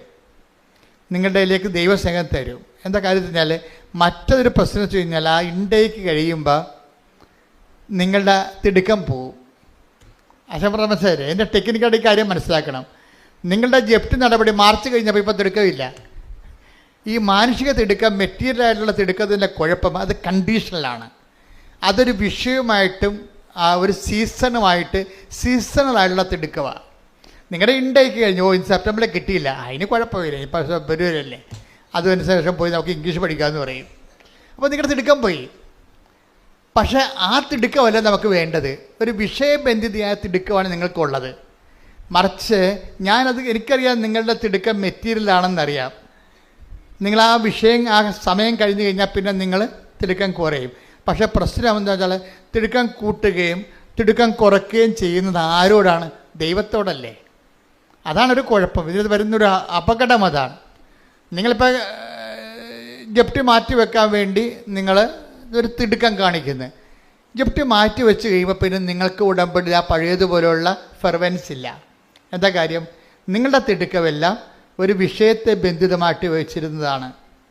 അപ്പം ഞാനെന്താ ചെയ്യണത്? ഞാൻ പലപ്പോഴും ചെയ്യണത് നിങ്ങളുടെ തിടുക്കം വിഷയത്തിൽ നിന്ന് മാറ്റിയിട്ട് വ്യക്തിയിലേക്ക് ഞാൻ ലിങ്ക് ചെയ്യിക്കും. വ്യക്തി എന്ന് പേര് ആരാണ്? ഒന്ന് ക്രിസ്തുവിലേക്ക് ഞാൻ ലിങ്ക് ചെയ്യിക്കും. എന്നിട്ട് നിങ്ങളിൽ ക്രിസ്തുവിനെക്കുറിച്ചുള്ള സ്നേഹവും ക്രിസ്തുവിൻ്റെ ഇടപെടലിനെക്കുറിച്ച് ഞാൻ നിങ്ങളോട് കൂടുതൽ പറയും. എന്നിട്ട് ഞാൻ പറയും, നിങ്ങൾ പൊതിച്ചോറ് കൊടുക്കുമ്പോഴും പത്രം കൊടുക്കുമ്പോഴും ക്രിസ്തുവിനെക്കുറിച്ചുള്ള സ്നേഹത്താൽ കൊടുക്കാൻ പറയും. അല്ലാതെ നിങ്ങളെ ഇൻറ്റൻഷൻ വെച്ചിട്ട് ഇവിടെ എഴുതി വെച്ചിരിക്കുന്ന വിഷയത്തെ അല്ല നിങ്ങൾ അടിസ്ഥാനപ്പെടുത്തേണ്ടത്. നിങ്ങൾ ചെയ്യേണ്ട ഓരോ കാര്യവും, പത്രം കൊടുത്താലും വെയിൽ കൊണ്ടാലും അതിനുവേണ്ടി മഴ കൊണ്ടാലും നിങ്ങൾ എന്ത് ചെയ്യണം? അത് ക്രിസ്തുവിൻ്റെ സ്നേഹത്തെ കാഴ്ചവെക്കാൻ പറയും. എന്തിനറിയാവോ? എനിക്ക് നിങ്ങളുടെ തിടുക്കത്തെ ക്രിസ്തുവിൻ്റെ വ്യക്തിത്വത്തോട് ബന്ധപ്പെടുത്തി നിർത്തിക്കഴിഞ്ഞാലുള്ള ഗുണമെന്ന് പറയണത് അതങ്ങനെ ശാശ്വതമായിട്ട് നിൽക്കും. മറ്റത് വിഷയബന്ധിയാണ്, സീസണബിളാണ്. നിന്റെ ജപ്തി നടപടി മാറുമ്പോഴും പരീക്ഷ കഴിയുമ്പോഴും നിങ്ങളുടെ തിടുക്കം കുറയും. അപ്പോഴേ അങ്ങനെ ഒരു റിലേഷൻസ് നമുക്ക് ദൈവമായിട്ട് മെയിൻറ്റെയിൻ ചെയ്യാൻ പറ്റത്തില്ല. പറ്റുമായിരിക്കും, പക്ഷേ പരിമിതികളുണ്ട്. അതിനെ ദൈവത്തിനറിയാൻ പറ്റും. ഓർഡർ തമ്മാവ അറിയാമോ? ഇത് വെറുതെ വിഷയത്തിന് വേണ്ടി വന്നിരിക്കുകയാണ്, വയറ്റിപ്പഴപ്പ് പരിപാടിയാണ്, എനിക്ക് അതിൻ്റെ അകത്ത് റോളില്ലെന്ന് ദൈവത്തെ മനസ്സിലായാൽ പിന്നെ ഇത് ആവശ്യമില്ലാതെ ഇങ്ങനെ ലാഗാകും. അപ്പോൾ ഉടമ്പടിയെ നിങ്ങൾ ആവശ്യമില്ലാതെ ലാഗാക്കരുത്. അത് വിഷയബന്ധിയോ സീസണബിളോ ആയിട്ട് നമ്മൾ ഉടമ്പടി എടുത്തു കഴിയുമ്പോൾ തിടുക്കവും അതുപോലെ വരും. മറിച്ച് അത് അച്ഛൻ എപ്പോഴും നിങ്ങളോട് പറയണത്, നിങ്ങൾ ദൈവസ്നേഹത്തിൻ്റെ ഫോർമാറ്റിലേക്ക് ഇത് റീഫോർമാറ്റ് ചെയ്യാൻ പറയും. എല്ലാം ഇപ്പോൾ കാര്യം ഞാൻ അങ്ങനെ ചെയ്യണതല്ല, എൻ്റെ ജീവിതത്തിൽ മുഴുവൻ അങ്ങനെ ചെയ്യണത്. അതെനിക്ക് ആരും ഇപ്പം പുതുതായിട്ട് പറഞ്ഞു തന്നതല്ല. എനിക്ക് പണ്ട് മുതലേ അച്ഛനായ കാലം മുതൽ മനസ്സിലാകുമായിരുന്നു, ഇവിടുത്തെ മെയിൻ എന്ത് കാര്യം ചെയ്താലും അത് ദൈവസ്നേഹമാണ്. അല്ല സഭയെ ഒപ്പിക്കുക എന്നുള്ളതൊക്കെ സെക്കൻഡറി ആയിട്ട് വരുന്ന സാങ്കേതിക വിഷയങ്ങളാണ്. അതല്ല, സഭയെ സ്നേഹിക്കുന്നതും ശുശ്രൂഷിക്കുന്നതും എല്ലാം അതിൻ്റെ ബേസിക്കായിട്ടുള്ള ദൈവസ്നേഹമാണ് വരേണ്ടതെന്ന്. അപ്പം നിങ്ങൾ ഉടമ്പടി എടുക്കുമ്പോൾ ഉടമ്പടി ജീവിക്കുമ്പോൾ ഈ കണ്ടൻറ് ഓഫ് ലവ് വർത്തിക്കാൻ നോക്കണം. പറഞ്ഞു എന്നാൽ എളുപ്പമാണ് ഈ സംഭവം. അങ്ങനെ ദൈവത്തിന് ഒരിക്കലും നിങ്ങളെക്കുറിച്ച് നിങ്ങൾ തോന്നുകയാണ് നിങ്ങൾ ദൈവസ്നേഹത്തിൻ്റെ വക്താവാണെന്ന് ദൈവത്തിന് തോന്നിയാൽ പിന്നെ ഇത്രയും ഈ പ്രശ്നങ്ങളൊന്നുമില്ല. ഒരിക്കലും ഞാൻ എപ്പോഴും നിങ്ങൾ പറഞ്ഞിട്ടുണ്ടല്ലേ, കഴിഞ്ഞ പ്രാവശ്യമൊക്കെ പറഞ്ഞു, ഇതിൻ്റെ റിസ്ക് എന്ന് പറഞ്ഞാൽ എന്താണ്? ഇപ്പോൾ I will be with you unto the last. ഞാൻ നിങ്ങളുടെ കൂടെ ഉണ്ടാകും. I will come with you wherever you go. നിങ്ങൾ എവിടെ പോയാലും ഞാൻ അത് ഉടമ്പടിയിലുള്ളതല്ലേ. ദൈവം നമ്മുടെ കൂടെ ഉണ്ടാകുമെന്നുള്ള കാര്യം എന്താണ്? അത് ഉടമ്പടിയിലുള്ളതാണ്. അത് പക്ഷേ ഉള്ള പ്രശ്നമെന്ന് വെച്ചാൽ അതിനൊരു പ്രശ്നമുണ്ട്. ദൈവം നമ്മളുടെ കൂടെ ഉണ്ടാകുമെന്നുള്ള കാര്യം അത് ഉടമ്പടിയിലുള്ളതാണ്. പക്ഷെ അതിൻ്റെ അകത്ത് റിസ്ക് ഫാക്ടർ എന്ന് പറഞ്ഞാൽ എന്താണ്? ഇപ്പോൾ നമ്മുടെ Joshua 1:9 I will come with you wherever you go. നീ എവിടെ പോയാലും ഞാൻ നിൻ്റെ കൂടെ ഉണ്ടാകും. കർത്താവ് പിരിയാൻ നേരത്ത് സ്വർഗ്ഗാരോഹണ സമയത്ത് പറഞ്ഞ് ലോകത്തിൻ്റെ അവസാനം വരെ ഞാൻ നിങ്ങളുടെ കൂടെ ഉണ്ടാകും. അപ്പോൾ ദൈവത്തിൻ്റെ വാഗ്ദാനത്തിൻ്റെ ഭാഗമാണിത്. അത് ഗ്യാരണ്ടീഡാണ്. You got the point. അച്ഛൻ പറഞ്ഞ മനസ്സിലായില്ലേ? ഉടമ്പടി ടെക്നിക്കായിട്ട് പഠിക്കണം. ഇത് ദൈവത്തിൻ്റെ സാന്നിധ്യം ഞാൻ എവിടെ പോയാൽ നിങ്ങളുടെ കൂടെ ഉണ്ടാകും എന്നുള്ളത് ദൈവത്തിൻ്റെ വാഗ്ദാനത്തിൻ്റെ പുറപ്പാട് 3:14 യോശുവ 1:9 അതുപോലെ തന്നെ 28:20 മത്തായി 28:20 കാലത്തിൻ്റെ അവസാനം വരെ ഞാൻ നിങ്ങളുടെ കൂടെ ഉണ്ടാകും. ഈ പ്രസൻസ് എന്ന് പറയുന്ന സംഭവം എല്ലായിടത്തും ദൈവത്തിൻ്റെ പ്രഖ്യാപിതമായ വാഗ്ദാനത്തിൻ്റെ അടിസ്ഥാന ഘടകമാണ്. പക്ഷേ പ്രസൻസ് നമുക്ക് ഫീൽ ചെയ്യണമെന്ന് നിർബന്ധമില്ല. പ്രസൻസ് ഗ്യാരണ്ടീഡാണ്. പക്ഷെ കാര്യം ഇതിനകത്ത് ഗ്യാരണ്ടീഡ് അല്ലാത്ത ഒരു ഘടകമുണ്ട്. എന്താണ്? നമ്മൾ ദൈവത്തിൻ്റെ കൂടെ ഉണ്ടാവുക എന്നുള്ളതാണ് ഗ്യാരണ്ടി ഇല്ലാത്ത സംഭവം. ഞാൻ മനസ്സിലായില്ലേ? ദൈവം നമ്മുടെ കൂടെ ഉണ്ടാവുക എന്നുള്ളത് ഗ്യാരണ്ടി ഉള്ള കാര്യമാണ്. എന്താ കാര്യം? അത് വാഗ്ദാനത്തിൻ്റെ ഭാഗമാണ്. ദൈവത്തിന് നമ്മളെ വഞ്ചിക്കാൻ പറ്റത്തില്ല, അവനെ തന്നെ വഞ്ചിക്കാൻ പറ്റത്തില്ല. അത് ഗ്യാരണ്ടീഡാണ്. ഇത് ഗ്യാരണ്ടീഡ് അല്ലാത്ത ഒരു ഘടകമുണ്ട് ഇതിൻ്റെ അകത്ത്. അതെന്താണ്? നമ്മൾ ദൈവത്തിൻ്റെ കൂടെ ഉണ്ടാകുമോ ഇല്ലേ എന്നുള്ളത്. മനസ്സിലായില്ലേ? അപ്പം നമ്മുടെ റിസ്ക് എന്താ? കർത്താവ് നമ്മുടെ കൂടെ ഉണ്ടാവും എന്നുള്ള കാര്യം it is sure, 100% certain sure. പക്ഷേ ഇത് അനുഭവവേദ്യമാകുക എന്നുള്ള വിഷയം എന്ന് പറയുന്നത് നമ്മൾ അതുപോലെ തന്നെ അവൻ്റെ കൂടെ ഉണ്ടാകണം. അതാണ് വിഷയം. നമ്മൾ അവൻ്റെ കൂടെ ഉണ്ടാകാതിരിക്കാനുള്ള സാഹചര്യങ്ങളെയാണ് നമ്മളിവിടെ അഡ്രസ്സ് ചെയ്തിട്ട് അനുതാപത്തിലേക്ക് നിങ്ങളെ കൊണ്ടുവരുന്നത്. പറഞ്ഞ മനസ്സിലായില്ലേ? ഇതിൻ്റെ വിഷയം എന്താണ്? ഞാൻ നോക്കണത് എന്താണ്? ഞാൻ ഇതൊരു സോഷ്യൽ കൗൺസിലിങ്ങിലൂടെയാണ്. ഞാൻ ആ വ്യക്തിപരമായിട്ട് ആൾക്കാരെ കണ്ട് കൗൺസിൽ ചെയ്യത്തില്ല. എനിക്ക് പറയാനുള്ള കാര്യങ്ങൾ ദൈവം സോഷ്യൽ കൗൺസിലിങ്ങിലൂടെയാണ് പറയണത്. ഈ സോഷ്യൽ കൗൺസിലിലൂടെ തന്നെയാണ് ആൾക്കാർ ഇതെല്ലാം സ്വീകരിക്കുകയും ചെയ്യുന്നത്. കാര്യം സാക്ഷ്യം കേൾക്കുമ്പോൾ അറിയാൻ പറ്റും. അച്ഛനത് പറഞ്ഞപ്പോൾ ഞങ്ങൾക്കത് അതിനെക്കുറിച്ച് ധാരണ കിട്ടിയെന്ന് പറയും. അത് സോഷ്യൽ കൗൺസിലിംഗ് ബോധ്യം കിട്ടി. അച്ഛൻ കൊടുത്ത അറിവ് അവർക്ക് അനുഭവമായി, അനുഭവം ബോധ്യമായി, ബോധ്യം സാക്ഷ്യമായി, സാക്ഷ്യം സന്തോഷമായി, പിന്നെ സന്തോഷം സ്വർഗമാകും. അതെന്താ സംഭവിച്ചു കഴിഞ്ഞാൽ ഇത് ഈ നമുക്ക് കിട്ടിയിരിക്കുന്ന ഈ സോഷ്യൽ കൗൺസിലിങ്ങിലൂടെ ഇതൊരു അച്ഛൻ പറയുന്ന എല്ലാ കൗൺസിലിംഗ് മെത്തേഡാണ്. എന്ന് വെച്ചാൽ നിങ്ങൾക്ക് ഒരു പുതിയ ധാരണ തരികയാണ്. എന്താണ്? നിങ്ങളോട് ഞാൻ ചോദിക്കുകയാണ്, കർത്താവ് നിങ്ങളുടെ കൂടെ ഉണ്ട്, അത് വാഗ്ദാനമാണ്, ഗ്യാരണ്ടീഡാണ്. പക്ഷേ ഗ്യാരണ്ടി അല്ലാത്തൊരു കാര്യമുണ്ട്. എന്താണ്? നിങ്ങൾ കർത്താവിൻ്റെ കൂടെ ഉണ്ടോ? അതാണ് വിഷയം. അതാണ് വിഷയം. കാര്യം പാപം ചെയ്യുന്ന പാപത്തിന് അടിമയാണ്. അടിമ ഒരിക്കലും വീട്ടിൽ വസിക്കുന്നില്ലെന്ന് പറഞ്ഞില്ലേ? അപ്പം നമ്മുടെ കൂടെ ഇല്ലല്ലോ കർത്താവ്. ടേക്ക് ദ വേർഡ് ഓഫ് പരിശോധിക്കട്ടെ. ഹല്ലേലൂയ. ഒരുമിച്ച് പാടാം. യോഹന്നാൻ 8:34-35. യോഹന്നാൻ 8:34-35. യേശു പ്രതിവചിച്ചു, സത്യം സത്യമായി ഞാൻ നിങ്ങളോട് പറയുന്നു, പാപം ചെയ്യുന്നവൻ പാപത്തിന്റെ അടിമയാണ്. അടിമ എക്കാലവും ഭവനത്തിൽ വസിക്കുന്നില്ല, പുത്രനാകട്ടെ എക്കാലവും വസിക്കുന്നു. ഇതാണ് പ്രശ്നം. ദൈവം നമ്മുടെ കൂടെ ഉണ്ടെന്നുള്ളത് 100% ഗ്യാരണ്ടീഡാണ്. ഗ്യാരണ്ടി അല്ലാത്ത കാര്യം എന്താണ്? പാപം ചെയ്യുന്നവൻ ഒരിക്കലും ഭവനത്തിൽ വസിക്കുന്നില്ല, കർത്താവിൻ്റെ കൂടെ വസിക്കുന്നില്ല. അതാണ് വിഷയം. അതുകൊണ്ടാണ് നമ്മൾ ഉടമ്പടി പാപത്തെ അഡ്രസ്സ് ചെയ്യുന്നത്. പാപത്തിൻ്റെ പടിപടിയായിട്ട്, അതായത് പാപത്തെ നമുക്ക് തലയിലെ പേൻ പെറുക്കി കളയണ പോലെ പെറുക്കി കളയാൻ പറ്റത്തില്ല. ഇതിൻ്റെ സംഭവം എന്ന് വെച്ച് കഴിഞ്ഞാൽ ഇങ്ങനെ ഒരു സിറ്റുവേഷൻ ഉണ്ടാകാത്ത ഒരു സിറ്റുവേഷൻസ് ക്രിയേറ്റ് ചെയ്യാനേ പറ്റത്തുള്ളൂ. പാപം ചെയ്യാൻ പറ്റാത്തൊരവസ്ഥ. അതുകൊണ്ടാണ് ഞാൻ നിങ്ങൾക്ക് ദൈവസ്നേഹത്തിൻ്റെ മരുന്ന് തരണത്. മനസ്സിലായില്ലേ? ദൈവസ്നേഹം വർദ്ധിച്ചു കഴിഞ്ഞാൽ ആ ദൈവസ്നേഹത്തിന് 2 ഇഫക്ട്സ് ഉണ്ട്. നിങ്ങളുടെ ഒരു വ്യക്തി, ഒരു ആത്മാവിൽ ദൈവസ്നേഹം വർദ്ധിക്കുമ്പോൾ 2 ഇഫക്റ്റ് ഉണ്ടാവും. ഒന്ന്, പാപം ചെയ്യാനുള്ള വാസനകളുടെ മേൽ ദൈവം അഭിഷേകം തരും. അത് ദൈവം നേരിട്ട് തന്നതാണ്. അതിൻ്റെ കാര്യം വെച്ചാൽ എൻ്റെ നിർമ്മലൻ അഴിഞ്ഞു പോകാൻ അനുവദിക്കത്തില്ല. സങ്കീർത്തനം 16:10. സങ്കീർത്തനം 16:10. അവിടുന്ന് എന്നെ പാതാളത്തിൽ തള്ളുകയില്ല, അങ്ങയുടെ പരിശുദ്ധൻ ജീർണിക്കാൻ അനുവദിക്കുകയില്ല. അതായത് പാപം ചെയ്യാതിരിക്കാനുള്ള ഒരു ആന്തരിക അഭിഷേകം നമുക്ക് തരും.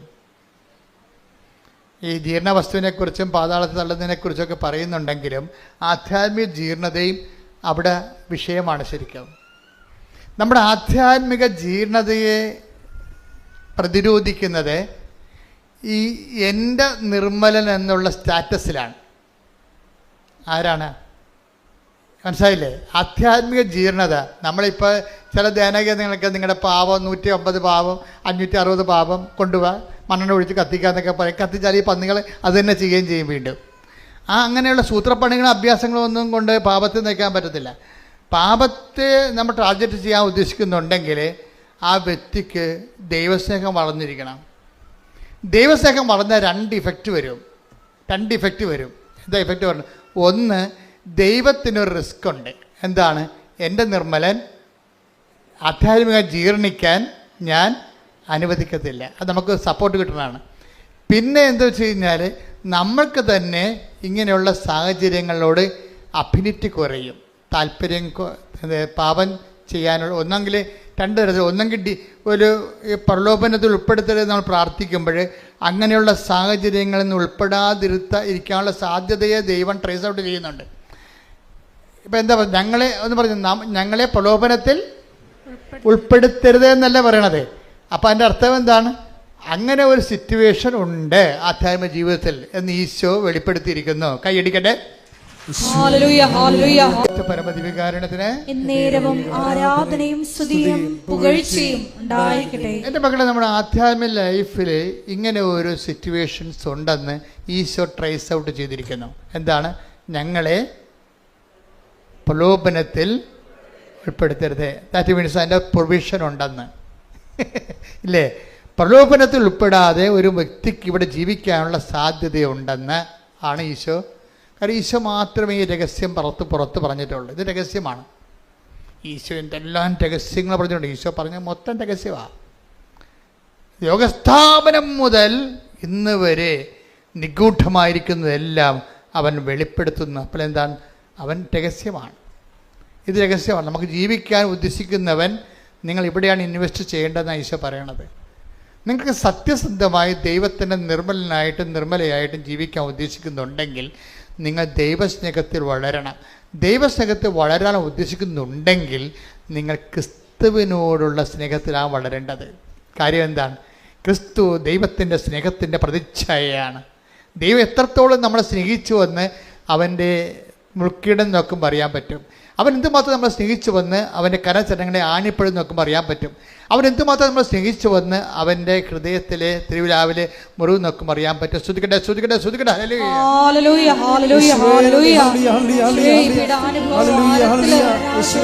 നിന്റെ പാഷനെ പറ്റി അധികമായി ധ്യാനിച്ച് ഞങ്ങൾക്ക് ആഴമായ അനുതാപം നൽകണമേ എന്ന് പ്രാർത്ഥിക്കുന്നു. പരിശുദ്ധ പരമ ദിവ്യകാരുണ്യത്തിന് എന്നേരവും ആരാധനയും സ്തുതിയും പുകഴ്ചയും ഉണ്ടായിരിക്കട്ടെ. നമ്മൾ ഉടമ്പടിയിൽ എന്താ ചെയ്യണത്? അവൻ പറയണത് പോലെ ചെയ്യുക. അവൻ പറഞ്ഞത് എന്താണ്? എന്നെ സ്നേഹിക്കുന്നവൻ എൻ്റെ കൽപ്പന പാലിക്കട്ടെ. ഇവിടെ കൂടെ ശ്രുതിക്കട്ടെ. ഹല്ലേലൂയ, ഹല്ലേലൂയ, ഹല്ലേലൂയ, ഹല്ലേലൂയ. യേശുവേ നന്ദി. യോഹന്നാൻ 14:23. യോഹന്നാൻ 14:23. യേശു പ്രതിവചിച്ചു, എന്നെ സ്നേഹിക്കുന്നവൻ എന്റെ വചനം പാലിക്കും. അപ്പോൾ എന്റെ പിതാവ് അവനെ സ്നേഹിക്കുകയും ഞങ്ങൾ അവന്റെ അടുത്ത് വന്ന് അവനിൽ വാസമുറപ്പിക്കുകയും ചെയ്യും. 13:35 വായിച്ചേ. നിങ്ങൾ പരസ്പരം സ്നേഹിക്കുവിൻ. ഞാൻ നിങ്ങളെ സ്നേഹിച്ചതുപോലെ നിങ്ങളും പരസ്പരം സ്നേഹിക്കുവിൻ. നിങ്ങൾക്ക് പരസ്പരം സ്നേഹമുണ്ടെങ്കിൽ നിങ്ങൾ എന്റെ ശിഷ്യന്മാരാണെന്ന് അതുമൂലം എല്ലാവരും അറിയും. പത്രം കൊടുക്കുന്ന പോലെ എല്ലാവരും കർത്താൻ അറിയിക്കാൻ പറ്റും. പക്ഷേ ഏറ്റവും വലിയ അറിയിപ്പ് എന്താണ്? നിങ്ങൾക്ക് അവൻ പറയണ പോലെ ചെയ്യുകയല്ല ഉടമ്പടി. അവൻ പറഞ്ഞ ഏറ്റവും വലിയ വിഷയം എന്താണ്? നിങ്ങൾക്ക് പരസ്പര സ്നേഹമുണ്ടെങ്കിൽ നിങ്ങൾക്ക് പരസ്പരം സ്നേഹമുണ്ടെങ്കിൽ നിങ്ങൾ എൻ്റെ ശിഷ്യന്മാരാണെന്ന് മറ്റുള്ളവർ അറിയും.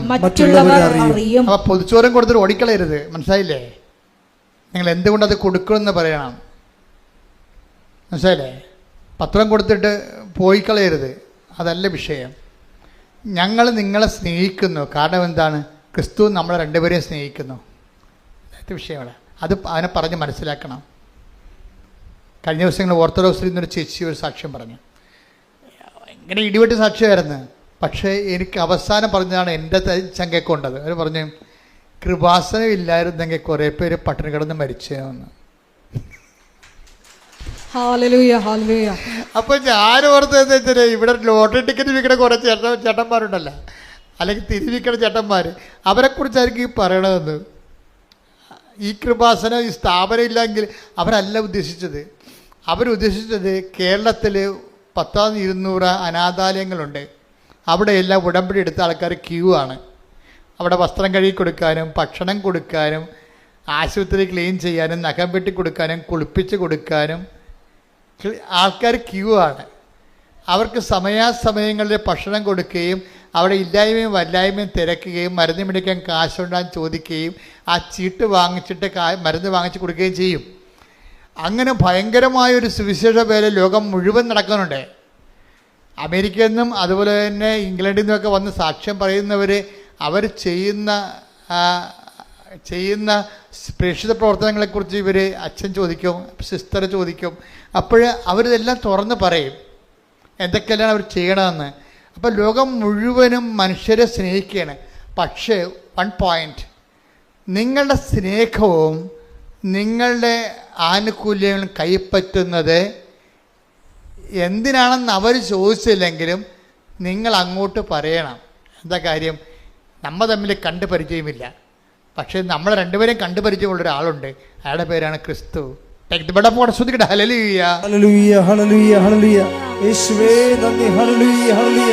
നിങ്ങളെല്ലാം മറക്കണം എന്നാണ് എനിക്ക് പറയാനുള്ളത്.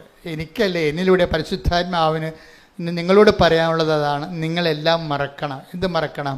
നിങ്ങളുടെ ജോലിയെക്കുറിച്ചുള്ള ടെൻഷൻസ് മറക്കണം. നിങ്ങൾക്ക് PR താമസിക്കുന്ന മറക്കണം. നിങ്ങളുടെ പെൻഷൻ കിട്ടാൻ താമസിക്കുന്നത് മറക്കണം.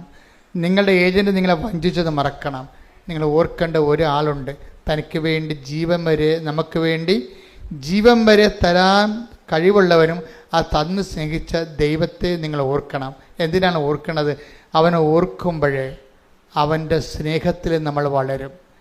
ഓർമ്മയാണ് സ്നേഹത്തിൽ വളർത്തുന്നത് നമ്മളെ. ഇപ്പം കുർബാന ഒരു ഓർമ്മയല്ലേ? കുർബാന ഓർമ്മയല്ലേ? എന്തിൻ്റെ ഓർമ്മയാണ്? അവൻ്റെ അവസാനത്തുള്ളി ചോര വരെ കുരിശിൽ പരിഹാരമായി നമുക്ക് വേണ്ടി ചിന്തിയതിൻ്റെ ഓർമ്മ. Do this in memory of me. ഇതെൻ്റെ ഓർമ്മയ്ക്കായി ചെയ്യുവിൻ. ഇതിൻ്റെ ഓർമ്മയ്ക്കായി ചെയ്യുവിന് അന്ത്യത്താഴത്തെക്കുറിച്ച് നമ്മൾ ചിന്തിക്കുമ്പോഴും ദൈവത്തിന് ചെയ്യാവുന്നതിൻ്റെ മാക്സിമം കമ്മിറ്റ്മെൻറ്റാണ് കുർബാനയിലൂടെ വരണത്. അത് ദൈവത്തിൻ്റെ സ്നേഹത്തിൻ്റെ അദമ്യമായ അവസാന രൂപമാണ്. അതുകൊണ്ടാണ് നമ്മൾ കുർബാന എന്ന് പറയുമ്പോൾ ഉടനെ മുട്ടേ നിൽക്കും നമ്മളല്ലേ. കുർബാന ഇതെൻ്റെ ശരീരമാണെന്ന് പറയുമ്പോൾ നമ്മളെന്ത് ചെയ്യും? മുട്ടേ നിൽക്കും. ആദരവോടെയും ആരാധനയോടെയും നമ്മൾ മുട്ടേ നിൽക്കുമ്പോൾ അത്താറയും മണ്ണ് കിലുങ്ങുകയും ധൂപം ആകാശത്തെ ഉയരുകയും ചെയ്യണത് ദൈവത്തിന്റെ സ്നേഹത്തിന്റെ ആഘോഷമാണ്. ശ്രുതിക്കട്ടെ ഹല്ലേലൂയ.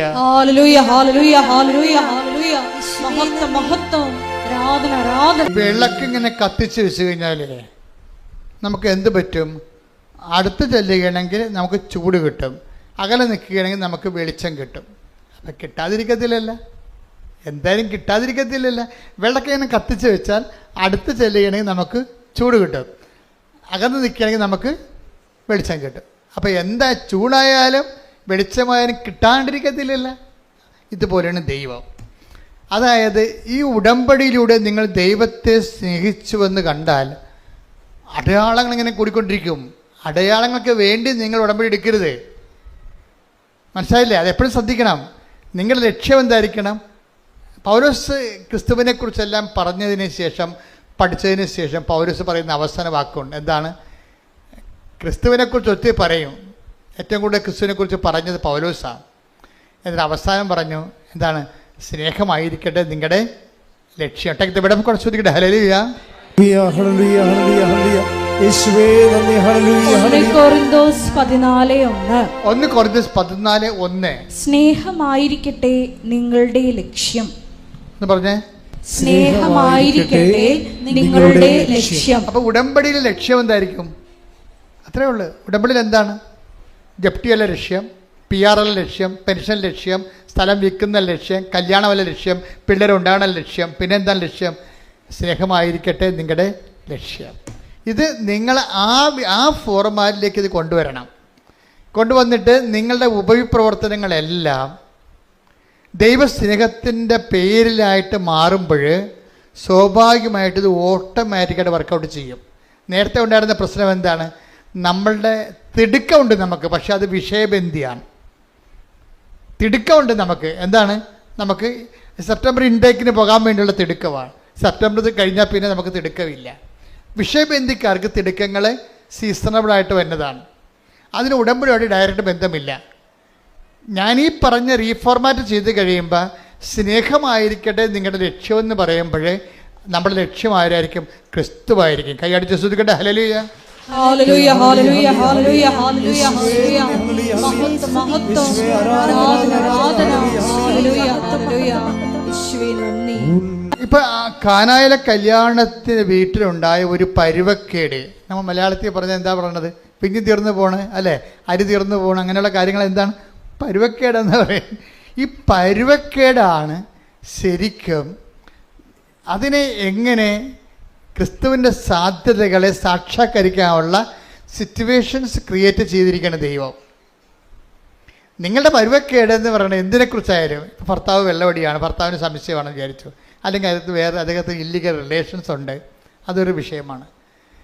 നിങ്ങൾക്ക് തന്നെ നിങ്ങളുടെ ഒരു മാന്യത നഷ്ടപ്പെടുന്ന രീതിയിലുള്ള ചില ഇഷ്യൂസൊക്കെ ഉണ്ടായിക്കൊണ്ടിരിക്കുന്നു, അതൊരു പ്രശ്നമാണ്. പക്ഷേ ഇതെല്ലാം എന്താണ്? എന്തിനു വേണ്ടിയുള്ളതാണ്? ഈ വിഷയങ്ങളെല്ലാം ക്രിസ്തുവിനെ അറിഞ്ഞ ആ അറിവിൽ നിങ്ങൾ വളരാൻ വേണ്ടിയുള്ള ഒരു സാഹചര്യമായിട്ട് നമ്മൾ ദൈവ പൈതലാണ് നീയെങ്കിൽ നീ അതിനെ അമ്മയെപ്പോലെയാണ്. ആ കാനായിലെ കല്യാണത്തിലെ ചെറിയൊരു പ്രശ്നമാണ് അത്. ക്രിസ്തുവിനെ തിരികെ കയറ്റാനുള്ള, ക്രിസ്തുവിനെ ആവിഷ്കരിക്കാനുള്ള, ക്രിസ്തുവിനെ അറിയിക്കാനുള്ള, അവൻ്റെ വലിമ അറിയിച്ചുകൊണ്ട് അവൻ്റെ നാമത്തെ മഹത്വപ്പെടുത്തിക്കൊണ്ട് അവനിൽ ജനത്തെ കൊണ്ട് വിശ്വസിപ്പിക്കാനുള്ള ഒരു സിറ്റുവേഷനായിട്ട് ദൈവം ക്രിയേറ്റ് ചെയ്തിരിക്കുകയാണ്. ദൈവമല്ല, അമ്മയിലൂടെയാണ് അത് ചെയ്തിരിക്കണതേ ഉള്ളത്. അപ്പം നമ്മുടെ ഓരോ വിഷയത്തിൻ്റെ ഉദ്ദേശം എന്താണ്? ദൈവത്തെ, ഈ ക്രിസ്തുവിനെ അറിയുക, ക്രിസ്തുവിൽ വളരുക എന്നുള്ളതാണ്. ക്രിസ്തു വളരുക എന്നുള്ളത്. അതുകൊണ്ടാണ് ഈ ചിലർ പറഞ്ഞു ഞാൻ ഉടമ്പടി മരണം വരെ തുടരുമെന്നൊക്കെ പറഞ്ഞതിൻ്റെ കാരണം എന്താണ്? ഉടമ്പടി ബേസിക്കായിട്ട് ക്രിസ്തുവിൽ നിങ്ങളെ വളർത്തുന്ന ദൈവത്തിൻ്റെ ഒരു സ്വർഗീയ പദ്ധതിയാണത്. അത് സത്യസന്ധമായിട്ടാണ്. അത് വിഷയത്തെ അടിസ്ഥാനപ്പെടുത്തിയല്ല, വ്യക്തിയെ അടിസ്ഥാനപ്പെടുത്തിയാണ് നിങ്ങൾ ചെയ്യണമെന്നുണ്ടെങ്കിൽ നമ്മൾക്ക് പിന്നെ വേറെ ആരുടെയും സർട്ടിഫിക്കറ്റ് ആവശ്യമില്ല. നിങ്ങൾക്ക് നിങ്ങൾ തന്നെയായിരിക്കും സർട്ടിഫിക്കറ്റ്. എന്താ കാര്യം? നിങ്ങൾ ദൈവത്തെ, ഇപ്പോൾ കഴിഞ്ഞ ദിവസങ്ങളിൽ ഒരു ഡോക്ടർ സാക്ഷ്യം പറഞ്ഞു, ടോം വർഗീസ്, അങ്ങനെ പേരുതാ, അങ്കമാലി ഡോക്ടർ ടോണി നെൽസൺ. ഈ ടോണി നെൽസൺ, നാൻസി, അവർ രണ്ടുപേരും ഡോക്ടർമാരാണ്. ഭാര്യ ഇവിടെ എറണാകുളം ജനറൽ ആശുപത്രി ഡോക്ടർ, ഭർത്താവ് നമ്മുടെ ലിറ്റിൽ ഫോർ അങ്കമാലിയിലെ ഡോക്ടറാണ്. പക്ഷേ ഇവർക്ക് 5 കുഞ്ഞുങ്ങളുണ്ട്. ഇവിടെ 5 കുഞ്ഞുങ്ങളൊക്കെ ഒരു 6 കുഞ്ഞുങ്ങളുണ്ട് അവർക്ക്. എല്ലാം പൊടിപ്പൊടി കുഞ്ഞുങ്ങളാണ് ശരിക്കും. അപ്പോൾ എനിക്ക് ഭയങ്കര സന്തോഷമായി. അവരും ചെറുപ്പക്കാരാണ്, അത്ര പ്രായമുള്ളവരല്ലേ, ഒരു 40 വയസ്സിനൊക്കെ താഴെയുള്ള കക്ഷികളാണ്. അവർക്ക് 6 കുഞ്ഞുങ്ങൾ. അവരെല്ലാം കൂടി നല്ല രസമാണ്, നമ്മുടെ ഇട്ടിട്ടുണ്ട് അല്ലേ. പക്ഷെ അതല്ലേ എനിക്കത് തോന്നിയതേ. ഡോക്ടർ പറയണേ, എൻ്റെ ഈ 4ാമത്തെ മോനെ അവൻ്റെ കാലിങ്ങനെ വളഞ്ഞിരിക്കുകയാണ്.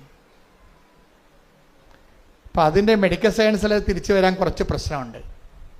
ഡോക്ടറിനെക്കുറിച്ച് ഏറ്റവും കൂടുതൽ കാര്യങ്ങൾ അറിയാം. അപ്പോൾ ഡോക്ടർ എന്നാ ചെയ്തിരിക്കണേ, 2 ഡോക്ടേഴ്സുമാർ കൂടെ വന്ന് ഉടമ്പടി ചെയ്തിരിക്കുകയാണ്.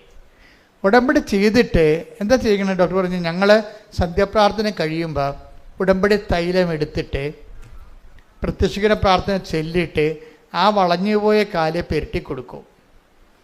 ഇപ്പം അടുത്ത് കുറച്ച് നാൾക്ക് തന്നെ അത് 90% നിവർന്നു ആ കാലേ.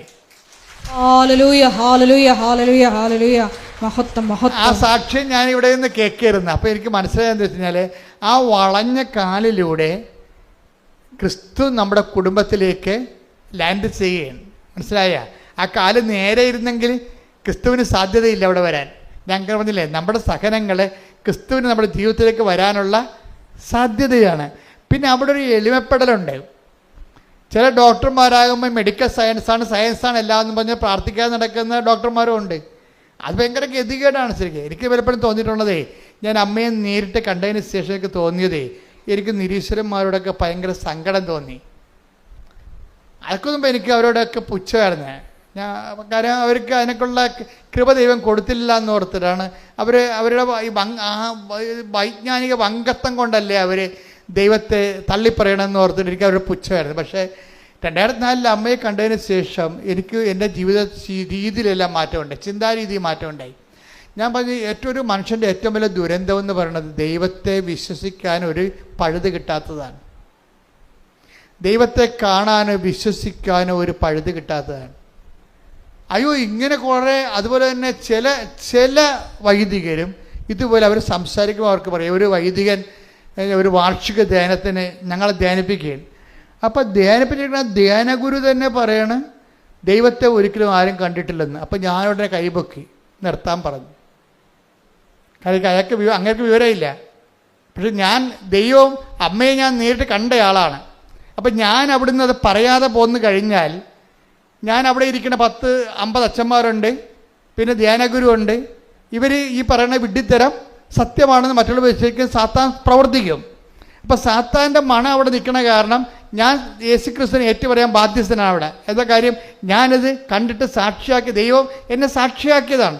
അപ്പം തന്നെ വാർഷിക ദിനത്തിൽ ഞാൻ എഴുന്നേറ്റ് പറഞ്ഞ് അച്ഛൻ പറഞ്ഞത് ശരിയല്ല, ദൈവാനുഭവം സത്യമാണ്, അത് ടാൻജിബിളാണ്, ഞാനാണ് അനുഭവസ്ഥനെന്ന് പറഞ്ഞു. അത് പറഞ്ഞപ്പോൾ പിന്നെ അച്ഛന് മുന്നോട്ട് പോകാൻ പറ്റത്തില്ല.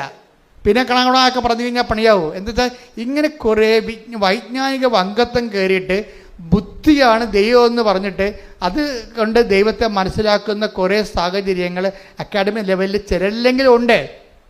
ഇതൊന്നും ഞാൻ തിരിച്ചെടുക്കാൻ തയ്യാറല്ല. എന്താ കാര്യം? ഞാൻ സഭയിൽ അനുഭവിച്ചിരിക്കുന്ന വിഷയമാണ്. ബുദ്ധിപരമായിട്ട് ദൈവത്തെ കാണാൻ പരിശ്രമിക്കുകയും അതിൻ്റെ പേരിൽ ഉണ്ടാകുന്ന ആധ്യാത്മിക വരൾച്ചയുടെ പേരിൽ ഇവർ ദൈവമാണെന്നും പറഞ്ഞ് വേറെ ദൈവങ്ങളെ അവർ ബുദ്ധിപരമായിട്ട് ഉണ്ടാക്കുന്ന ദൈവങ്ങളെ സൃഷ്ടിക്കുകയും ജനത്തിൻ്റെ അവകാശങ്ങളെ നിഷേധിക്കുകയും ചെയ്യുന്ന ആധ്യാത്മിക വരൾച്ചയുണ്ട്. അപ്പം അത് കേൾക്കുമ്പോൾ നിങ്ങൾക്ക് പരിശുദ്ധാത്മാവ് ഉണ്ടെങ്കിൽ അപ്പം നിങ്ങൾക്ക് മനസ്സിലാകും ഈ ആളെ ട്രാക്ക് ഔട്ടാണെന്ന് മനസ്സിലാകും. ഇയാളെ ട്രാക്ക് ഔട്ടാണെന്ന് മനസ്സിലാകും. അപ്പം അതുകൊണ്ട് തന്നെ നിങ്ങൾ ഇങ്ങനെയുള്ള കാര്യങ്ങൾ ദൈവത്തിനെതിരെ പറയുന്ന ഒരു കാര്യം കേൾക്കാനോ ബാധ്യസ്ഥരല്ല നമ്മൾ. എപ്പോഴും ഓർത്തേക്കണം. നമ്മൾ ഒരു കർത്താവ് പറഞ്ഞില്ലേ, ഒരു അത്തിവൃക്ഷം നട്ടു, ഒരുത്തന് ഒരു മുന്തിരിത്തോട്ടം ഉണ്ടായിരുന്നു. ആ മുന്തിരിത്തോട്ടത്തിൽ കൊണ്ടുവന്നൊരു കാട്ടത്തിവൃക്ഷത്തെ നട്ടുപിടിപ്പിച്ചെന്ന് പറഞ്ഞില്ലേ. അപ്പം കാട്ടത്തിവൃക്ഷത്തിന് എന്തുമാത്രം ഫെൻസിങ്ങാണ് ചെയ്തിരിക്കണത്. അതുപോലെ നമ്മുടെ വിശ്വാസത്തെ സംരക്ഷിക്കാനും വളർത്താനും നമുക്ക് ബാധ്യതയുണ്ട്. വായി നോക്കികളെല്ലാം TV ഇരുന്നുണ്ട് കുരക്കണമെല്ലാം കേട്ടിട്ട് അതാണ് സത്യമെന്ന് പറഞ്ഞ് നടക്കരുത്. നമുക്ക് അങ്ങനെയുള്ളപ്പോൾ തന്നെ സാധനം ഓഫ് ചെയ്ത് കളയണം. എന്താ കാര്യം? നമുക്കൊരു ലക്ഷ്യമുണ്ട്. നിങ്ങൾ നേടിയെടുത്തതിന് മുറുകെ പിടിച്ചുകൊണ്ട് പോകണം. Take the bed of God. സ്തുതിക്കട്ടെ. ഹല്ലേലൂയ, ഹല്ലേലൂയ, ഹല്ലേലൂയ, യേശുവേ നന്ദി. ഹല്ലേലൂയ, ഹല്ലേലൂയ, ഹല്ലേലൂയ, ഹല്ലേലൂയ, ഹല്ലേലൂയ, ഹല്ലേലൂയ, ഹല്ലേലൂയ, ഹല്ലേലൂയ. ഫിലിപ്പി 3:16. ഫിലിപ്പി 3:16. എന്നാൽ നേടിയെടുത്തതിനെ മുറുകെ പിടിച്ചുകൊണ്ട് തന്നെ ആവണം നമ്മുടെ പ്രവർത്തനം. ഇത് ഒരു ബാധ്യതയാണ് ആധ്യാത്മികമായ. നമ്മൾ ഓരോ ഉടമ്പടി പുതുക്കി കഴിയുമ്പോഴും നേടിയെടുത്തതിനെ മുറുകെ പിടിച്ചെന്ന് ഉറപ്പ് വരുത്തണം നമ്മൾ. അല്ലാതെ എന്തെങ്കിലും ഒരു പരീക്ഷയ്ക്ക് ഒരു വിഷയം തോറ്റെന്ന് പറഞ്ഞാൽ ആ തോറ്റ വിഷയത്തെ ഓർത്തുകൊണ്ട് നമ്മൾ ക്രിസ്തുവിനെ അവലംബം വെക്കാനും വിശ്വാസത്തെ വർദ്ധിക്കാനും കൂടുതൽ പുണ്യങ്ങളെ പുരോഗമിക്കാനും കൂടുതൽ സുവിശേഷ സാക്ഷിയാക്കാനും അങ്ങനെ ആ വിഷയം തന്നെ എടുത്തുകൊണ്ട് ക്രിസ്തു വളരാൻ വേണ്ടിയാണ് നമ്മൾ ശ്രമിക്കേണ്ടത്. അല്ലാത്ത ആൾക്കാർ എടുത്തിരിക്കുന്ന ഉടമ്പടിയല്ല, ഉടായ്പാണ്. എന്താ കാര്യം? അവിടെ കാര്യം കാണാൻ വേണ്ടി അതോ പരിപാടിയൊക്കെ എന്തൊക്കെ എഴുതിയിട്ടിട്ട് ഇവർ വീട്ടിൽ പോയി കുത്തിയിരിക്കുകയാണ്. ദൈവം ഉദ്ദേശിക്കുന്നത് എന്താണ്? നിൻ്റെ ഓരോ വിഷയത്തിലൂടെയും ദൈവത്തെ നീയും തമ്മിലുള്ള ബന്ധത്തെ വർദ്ധിപ്പിച്ചെടുക്കുക. ദൈവത്തിൻ്റെ ഉദ്ദേശം അതാണ്. നമ്മുടെ ഉദ്ദേശം നമ്മൾ എഴുതിയിട്ടിരിക്കുന്ന കാര്യങ്ങൾ നടക്കുക മാത്രമാണ്. ദൈവത്തിൻ്റെ ഉദ്ദേശം അത് മാത്രമല്ല. എന്താണ്? നമ്മളെ ദൈവത്തിൽ കൂടി വളർത്തുകയും നിത്യതയിൽ കൃപയിൽ സമർത്ഥമാണ്. ഞാൻ വന്നിരിക്കുന്നത് take the bread of God. Yohannan 10:10 ഞാൻ വന്നിരിക്കുന്നത് ഞാൻ വന്നിരിക്കുന്നത് അവർക്ക് ജീവൻ ഉണ്ടാകാനും അത് സമൃദ്ധമായി ഉണ്ടാകാനുമാണ്. അപ്പൊ ഈ കിട്ടിയതല്ല, അത് സമർത്ഥമാകാൻ വേണ്ടിയുള്ള പരീക്ഷണങ്ങള് ദൈവത്തിന്റെ ഭാഗത്തുനിന്ന് എപ്പോഴും ഉണ്ടായിക്കൊണ്ടിരിക്കും. അതുകൊണ്ട് എപ്പോഴും നമ്മുടെ ജീവിതം സ്വച്ഛമായ ഒരു നീർച്ചാല് പോലെ എപ്പോഴും ഉണ്ടാവണം നിർബന്ധമില്ല. ചിലപ്പോഴും ഉണ്ടാവും. പക്ഷെ എന്നാലും ആ ഒരു വിഷയം കഴിയുമ്പോൾ അടുത്തൊരു വിഷയം ഡിസ്റ്റർബൻസ് ആയിട്ട് വരും. ഒരു വിഷയം കഴിയുമ്പോൾ വേറെ ഒരു വിഷയം വരും. അപ്പോൾ അങ്ങനെ വരുമ്പോൾ അതിൻ്റെ അർത്ഥം എന്താണ്? ജീവൻ സമൃദ്ധിയിലേക്കുള്ള പ്രയാണങ്ങളിൽ ദൈവത്തിന് ആ അവലംബം വെക്കാനുള്ള അവസരങ്ങൾ ദൈവം സൃഷ്ടിച്ചുകൊണ്ടിരിക്കും. അവസരത്തിനത് ഉയരുക എന്നുള്ളത് നമ്മുടെ ആധ്യാത്മികമായ ബുദ്ധിയാണ്. കൈയടിച്ച് ശ്രദ്ധിക്കേണ്ട. ഹല്ലേലൂയ, ഹല്ലേലൂയ, ഹല്ലേലൂയ, ഹല്ലേലൂയ. ഇപ്പോൾ ശ്രദ്ധിക്കേണ്ടത് ചില സമയത്ത് നിലനിൽപ്പിനുള്ള വരം ഉണ്ടല്ലോ. നിലനിൽപ്പിനുള്ള ഉടമ്പടിയിൽ ഇപ്പോൾ ഒരു ഘട്ടം കഴിയുമ്പോൾ ഇപ്പോൾ ചിലപ്പോൾ ഇറിറ്റേഷൻസ് പോയിന്റുകൾ വരും. ചിലപ്പോൾ നമുക്കൊരു അസ്വസ്ഥതയൊക്കെ തോന്നണ നമ്മൾ ഉടമ്പടിയിലാണെങ്കിൽ ചില സമയത്ത് നമുക്ക് ചില വിഷയങ്ങളൊക്കെ ചില ആൾക്കാരോട് സംസാരിച്ച് ഉടക്കി പിരിഞ്ഞ് ചിലയിടത്ത് ചെന്നപ്പോൾ നമ്മൾ വിചാരിക്കുന്ന കാര്യങ്ങളൊന്നും നടക്കണില്ല. അപ്പോൾ ഇറിറ്റേറ്റീവ് പോയിൻറ്റ്സ് ഒത്തിരി ഉണ്ടാവും ഇതിൻ്റെ അകത്ത്. നമ്മൾ ചോറിന് കല്ല് കടിക്കുന്ന പോലെ ഇടയ്ക്കുന്ന ഇറിറ്റേഷൻ പോയിൻ്റ്. ഇതിനെ അതിജീവിക്കാനുള്ള മാർഗം എന്ന് പറയുന്നത്, നിങ്ങൾ കുർബാന സ്വീകരിക്കുമ്പോഴും കുർബാന സ്വീകരിക്കാൻ പറ്റാത്ത അവസ്ഥയിലുള്ള ആൾക്കാരാണെങ്കിൽ നിങ്ങൾ സൽപ്രവൃത്തികൾ ചെയ്യുമ്പോഴുമൊക്കെ നിങ്ങൾ പ്രാർത്ഥിക്കണം, കർത്താവേ എനിക്ക് ആന്തരിക അഭിഷേകം തരണമെന്ന്. നിങ്ങൾ എന്ത് ചെയ്താലും, ഒരു ദാനധർമ്മം ചെയ്താലും, ഒരു പത്രം കൊടുത്താലും, ഒരു ഓർഫനേജിൽ പോയാലും, മറ്റുള്ളവർക്ക് നന്മ ചെയ്താലും നിങ്ങൾ കർത്താവിനെ പറഞ്ഞു, കർത്താവ് ഈ പ്രവർത്തനങ്ങൾ എനിക്ക് ആന്തരികമായ അഭിഷേകം വർദ്ധിക്കാൻ വേണ്ടി കാഴ്ചവെക്കുന്നു എന്ന് പറയണം. ആന്തരിക അഭിഷേകം. ഈ ആന്തരിക അഭിഷേകം വന്നാൽ ഇറിറ്റേഷൻസ് കുറയും. ഇറിറ്റേഷൻസ് എന്ന് പറഞ്ഞാൽ എന്താണ്? ആവശ്യമില്ലാത്ത രീതിയിലുള്ള ഒരു ഉൾഭയങ്ങൾ, വിഷമതകൾ, നിരാശകൾ, സങ്കടങ്ങളൊക്കെ ഇല്ലേ? അത് ആവശ്യമില്ലാത്ത, നമ്മൾ ഉടമ്പടിയിലാണ്, പക്ഷേ നമുക്ക് സങ്കടം ഉണ്ടാവും. അപ്പം അങ്ങനെ ചില സിറ്റുവേഷൻസ് ഉണ്ടാവും. പുതിയ കാര്യങ്ങളൊക്കെ ചിലപ്പോൾ ഇറിറ്റേഷൻ പുതിയ വരും. ഉടമ്പടി വെക്കണ കാലത്തില്ലാഞ്ഞ കാര്യങ്ങൾ പുതുതായിട്ട്. അപ്പം നമ്മൾ ജീവിതം മുന്നോട്ട് പോകില്ലേ, ഓരോ ദിവസവും പുതിയ പുതിയ ദിവസങ്ങൾ വരുമ്പോൾ പുതിയ പുതിയ പ്രശ്നങ്ങളൊക്കെ വരും. അപ്പോൾ അതിനൊക്കെ അതിജീവിക്കാനുള്ള മാർഗം എന്താണ്? ആന്തരിക അഭിഷേകം പ്രാർത്ഥിക്കണം. എന്ത് ചെയ്താലും ആന്തരിക അഭിഷേകം ഉണ്ടാകണം.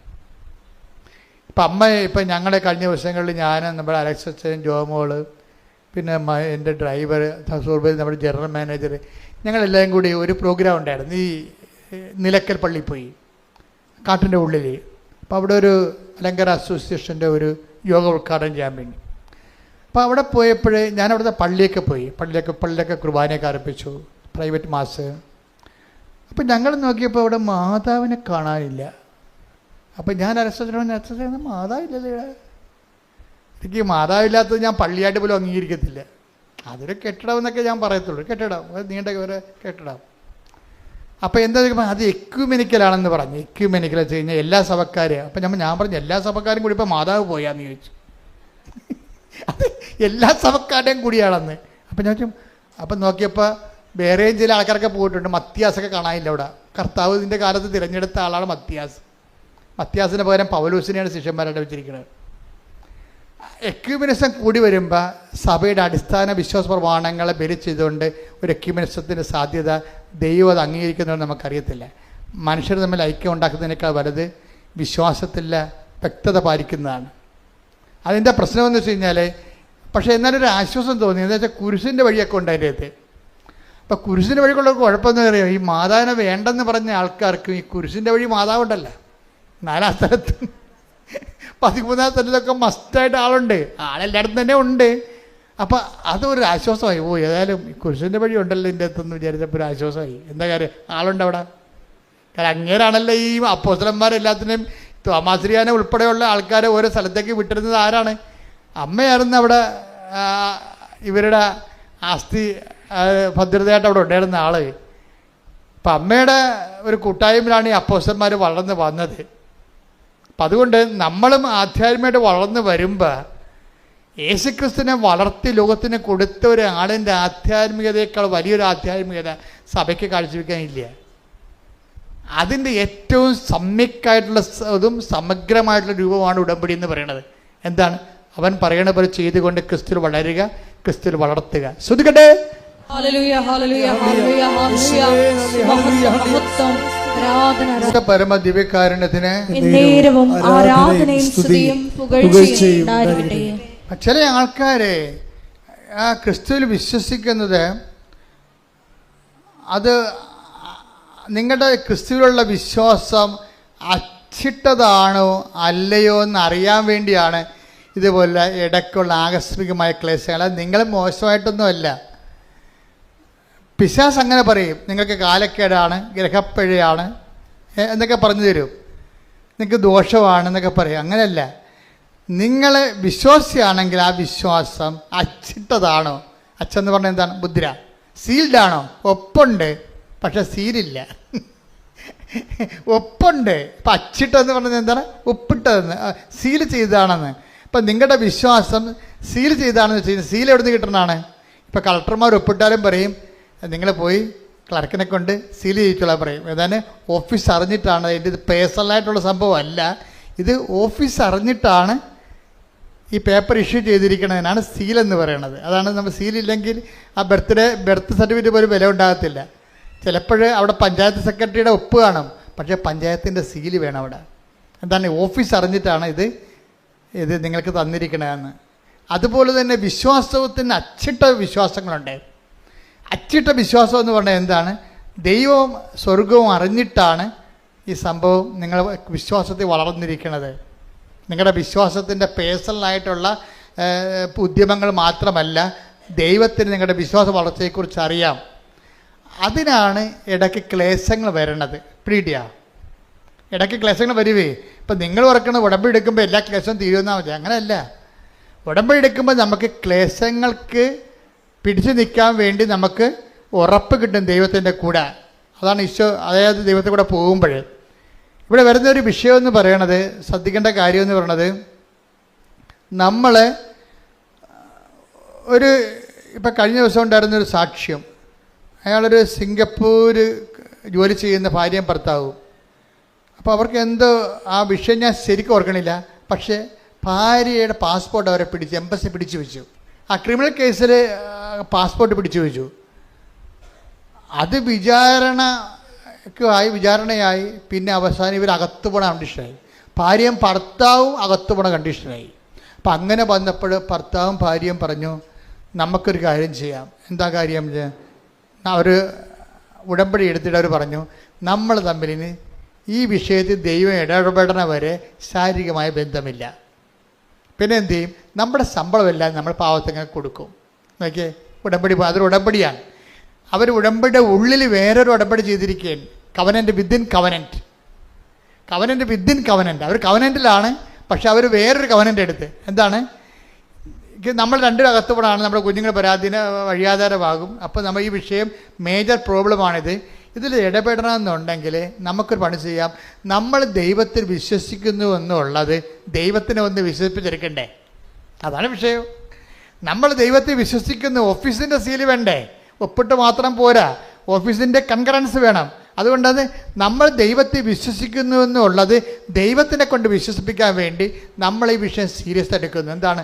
ദൈവം ഈ വിഷയത്തിൽ ഇടപെടുന്നവരെ നമ്മൾ തമ്മിൽ ശാരീരികമായ ബന്ധമില്ല, അബ്സ്റ്റെയിൻ ചെയ്തിരിക്കുന്നു. രണ്ടാമത്തത് എന്താണ്?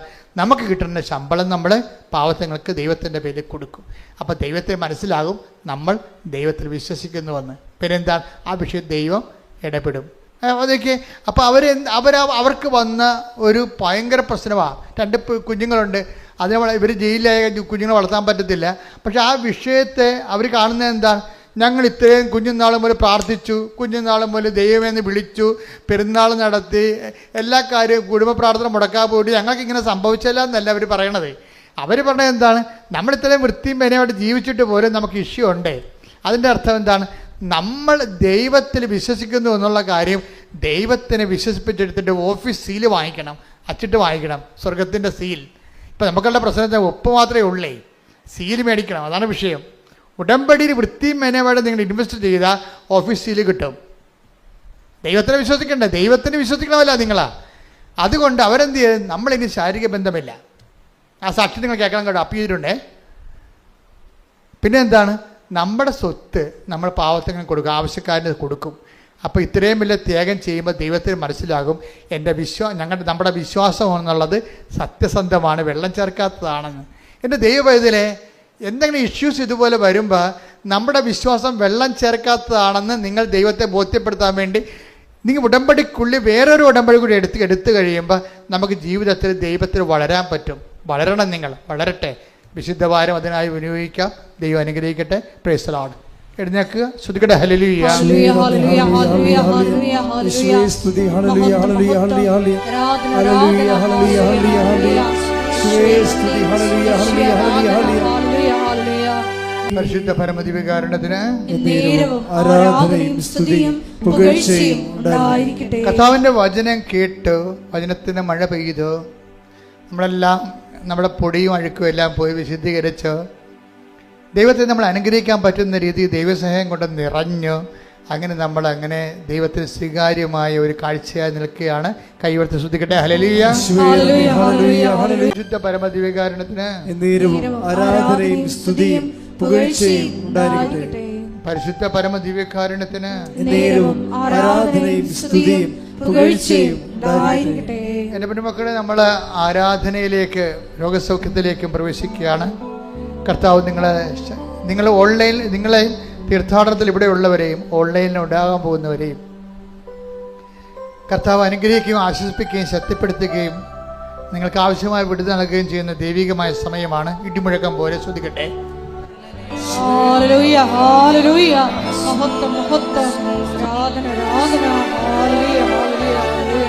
യേശുവേ നന്ദി, യേശുവേ ആരാധന. ഹല്ലേലൂയ. മഹത്വം, മഹത്വം.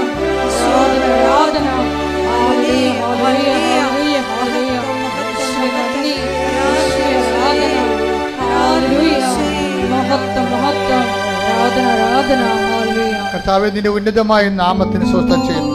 മക്കളെ ശ്രദ്ധിച്ചുകൊണ്ടിരിക്കട്ടെ. കർത്താവിന്റെ ഉന്നതമായ നാമത്തിന് സ്വസ്ഥം ചെയ്യുന്നു. കർത്താവേ, നിന്റെ വിശുദ്ധ പൗരോഹിത്യത്തെ മഹത്വപ്പെടുത്തണമേ. കർത്താവേ, സഭയിലുള്ള സാന്നിധ്യം പ്രകടമാക്കണമേ. 39 വർഷം ഞാൻ അർപ്പിച്ച കൃപാനയുടെ യോഗ്യതയാണ്. കൃപാസ്ഥാനത്താറെ ജീവനോടെ പ്രത്യക്ഷപ്പെട്ട പരിശുദ്ധ അമ്മയുടെ മാധ്യസ്ഥത കൽത്താറയിൽ നടന്ന 10,000 ആരാധന ശക്തിയ അടിപ്പിണർ പോലെ വൈദാഘാതം പോലെ ദൈവികമായ ശക്തി ഞങ്ങൾക്ക് ആവശ്യിക്കട്ടെ. മാർഗരോഗ്യങ്ങള്, തീരാവേദികള്, ദുരിതങ്ങള് യേശുവിന്റെ നാമത്തിൽ മാറിപ്പോകട്ടെ. ഉച്ച മുതല് ഉള്ളംകാല് വരെ ഈശോ എല്ലാ കോശങ്ങളിലും, എല്ലാ പേശികളിലും, അസ്ഥികളിലും, ഞരമ്പുകളിലും, എല്ലാ ആന്തരിക അവയവങ്ങളിലും കർത്താവിന്റെ വിശുദ്ധമായ രക്തം പറയട്ടെ. രോഗങ്ങള്, കരൾ രോഗങ്ങള്, കുഷ്ഠരോഗങ്ങള്, അതുപോലെ പ്രഷർ രോഗങ്ങള്, ഷുഗർ രോഗങ്ങള് യേശു ക്രിസ്തുവിന്റെ ഉന്നതമായ നാമത്തിൽ മാറിപ്പോട്ടെ. ഈശോ അങ്ങനെ വിശുദ്ധമായ രക്തത്താൽ തിരുവിലാവിൽ ഒഴുകുന്ന വിശുദ്ധമായ രക്തത്താൽ അങ്ങനെ മക്കളെ കഴുകണമേ എന്ന് പ്രാർത്ഥിക്കുന്ന കുഞ്ഞുങ്ങളെ, പൊടിക്കുഞ്ഞുങ്ങളെ, ഗർഭിണികളെ, ഗർഭസ്ഥ ശിശുക്കളെ കർത്താവിന്റെ രക്തത്താൽ നിറയട്ടെ. മാർഗരോഗങ്ങള്, തീരാവേദികള്, ജീവദുരിതങ്ങള് യേശുവിന്റെ നാമത്തിൽ മാറിപ്പോകട്ടെ.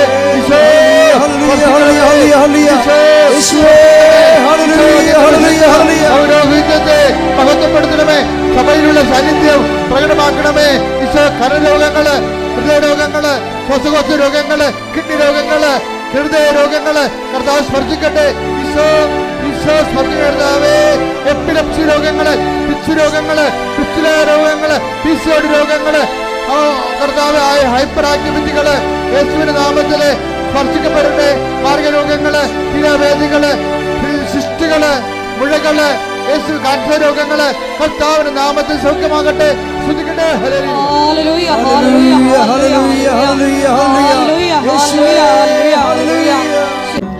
ഇപ്പൊ ചെയ്തുകൊണ്ടിരിക്കുന്ന ജോലി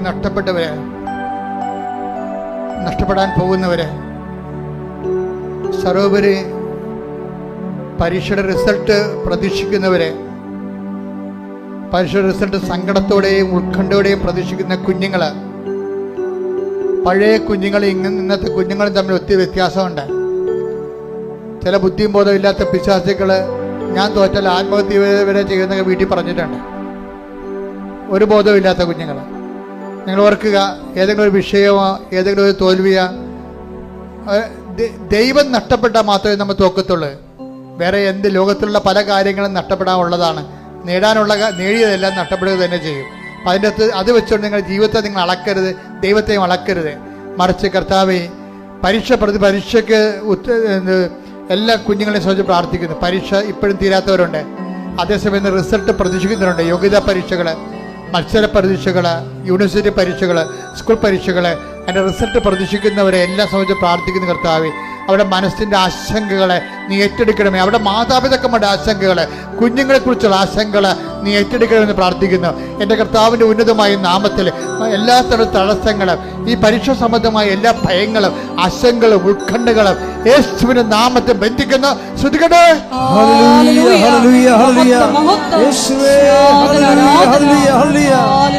പരമദിവ്യകാരുണ്യത്തിന് പരിശുദ്ധ പരമദിവ്യകാരുണ്യത്തിന് എൻ്റെ മക്കളെ, ഭവനമില്ലാത്തവര്, ഭവനത്തിന് വേണ്ടി അപേക്ഷ വെച്ചിട്ടുള്ളവര്, സർക്കാരിലും അല്ലാതെയും വഴിയില്ലാത്തവര്, അവരുടെ ജോലി സംബന്ധമായ തർക്കങ്ങളിൽ കിടന്നവര്, സസ്പെൻഷൻ കിട്ടിയിട്ടുള്ളവര്, തിരിച്ചു കയറുന്നതിന് വേണ്ടി ഉടമ്പടി ചെയ്തിട്ടുള്ളവര്, മക്കളില്ലാത്തവര്, വഴക്കിലും വിദ്വേഷത്തിലിരിക്കുന്നവര്, അതുപോലെ തന്നെ ഭാര്യാഭർത്താക്കന്മാരെ പിരിഞ്ഞിരിക്കുന്നവര്, വിവാഹ നിശ്ചയത്തിലിരുന്ന നിശ്ചയം പോയിട്ടുള്ളവര്, വിവാഹം താമസിക്കുന്നവര്, അങ്ങനെ ഓരോരോ പല പല മരുന്നുകൾ കഴിച്ചിട്ട് മടുത്തിട്ട് മനസ്സ് നിരാശപ്പെടുകയും വീട്ടിലൊരു അല്ലാത്തൊരവസ്ഥയിൽ കഴിയുന്നവരുണ്ട്. അവരെല്ലാം ഈ ആരാധനയെ പരിശുദ്ധമ്മക്ക് ജീവനോടെ പ്രത്യക്ഷപ്പെട്ട പരിശുദ്ധമ്മയുടെ മാധ്യസ്ഥത്തിൽ ഈ നിമിഷം ഇതൊക്കെ ഈ ധ്യാനം കേൾക്കുന്ന നിമിഷങ്ങൾ അവർക്ക് ദൈവത്തിൻ്റെ കൃപയുണ്ടാകാനും അമ്മ മാതാവിൻ്റെ മുല്ലപ്പൂ സുഗന്ധമോ വീശാനും അമ്മയുടെ മഴവില് കാണുവാനും അങ്ങനെ ദൈവം നമ്മുടെ കൂടെ ഉണ്ടെന്നുള്ള ബോധ്യം, അങ്ങനെ ഒരു ആർക്കെങ്കിലും ആശങ്കകളോ ദൈവം കൂടെ ഉണ്ടോ ഇല്ലയെന്ന് ഓർത്ത് വിഷമിക്കുന്ന ആൾക്കാർക്കെല്ലാം കൃത്യമായ അടയാളം ലഭിച്ചുകൊണ്ട് മാതാവിൻ്റെ പ്രത്യക്ഷ സ്ഥിരീകരണം അവിടെ ജീവിതം സംഭവിക്കാൻ വേണ്ടി യേശു ക്രിസ്തുവിൻ്റെ ഉന്നതമായ നാമത്തിൽ നിന്റെ ആദികള്, വേദികള്, നിന്റെ ഭാരങ്ങള്, നിന്റെ ആശങ്കകള് യേശുവിന്റെ നാമത്തിൽ മാറിപ്പോകട്ടെ. ശ്രുതികട്ടെ.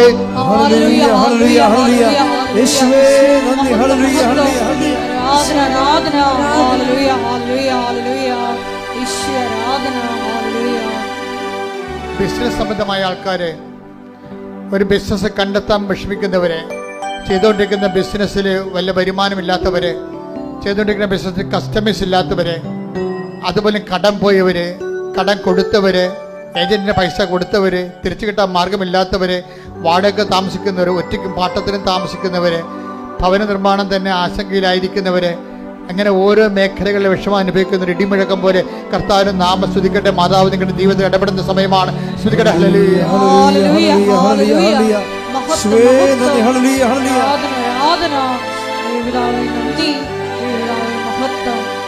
പരമദിവ്യകാരുണ്യത്തിന് നേരവും ആരാധനയും സ്തുതിയും പുകഴ്ചയും ഉണ്ടായിരിക്കട്ടെ.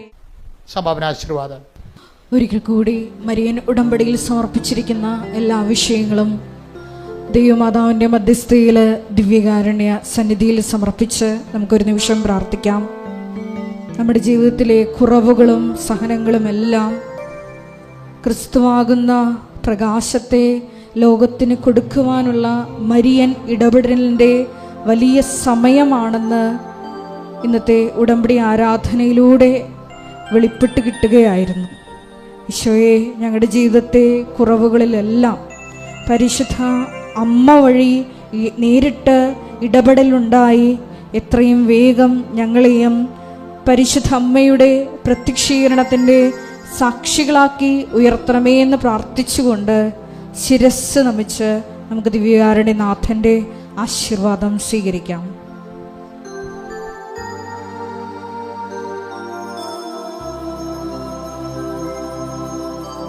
വിശുദ്ധ പരമമാ ദിവ്യകാരുണ്യമേ,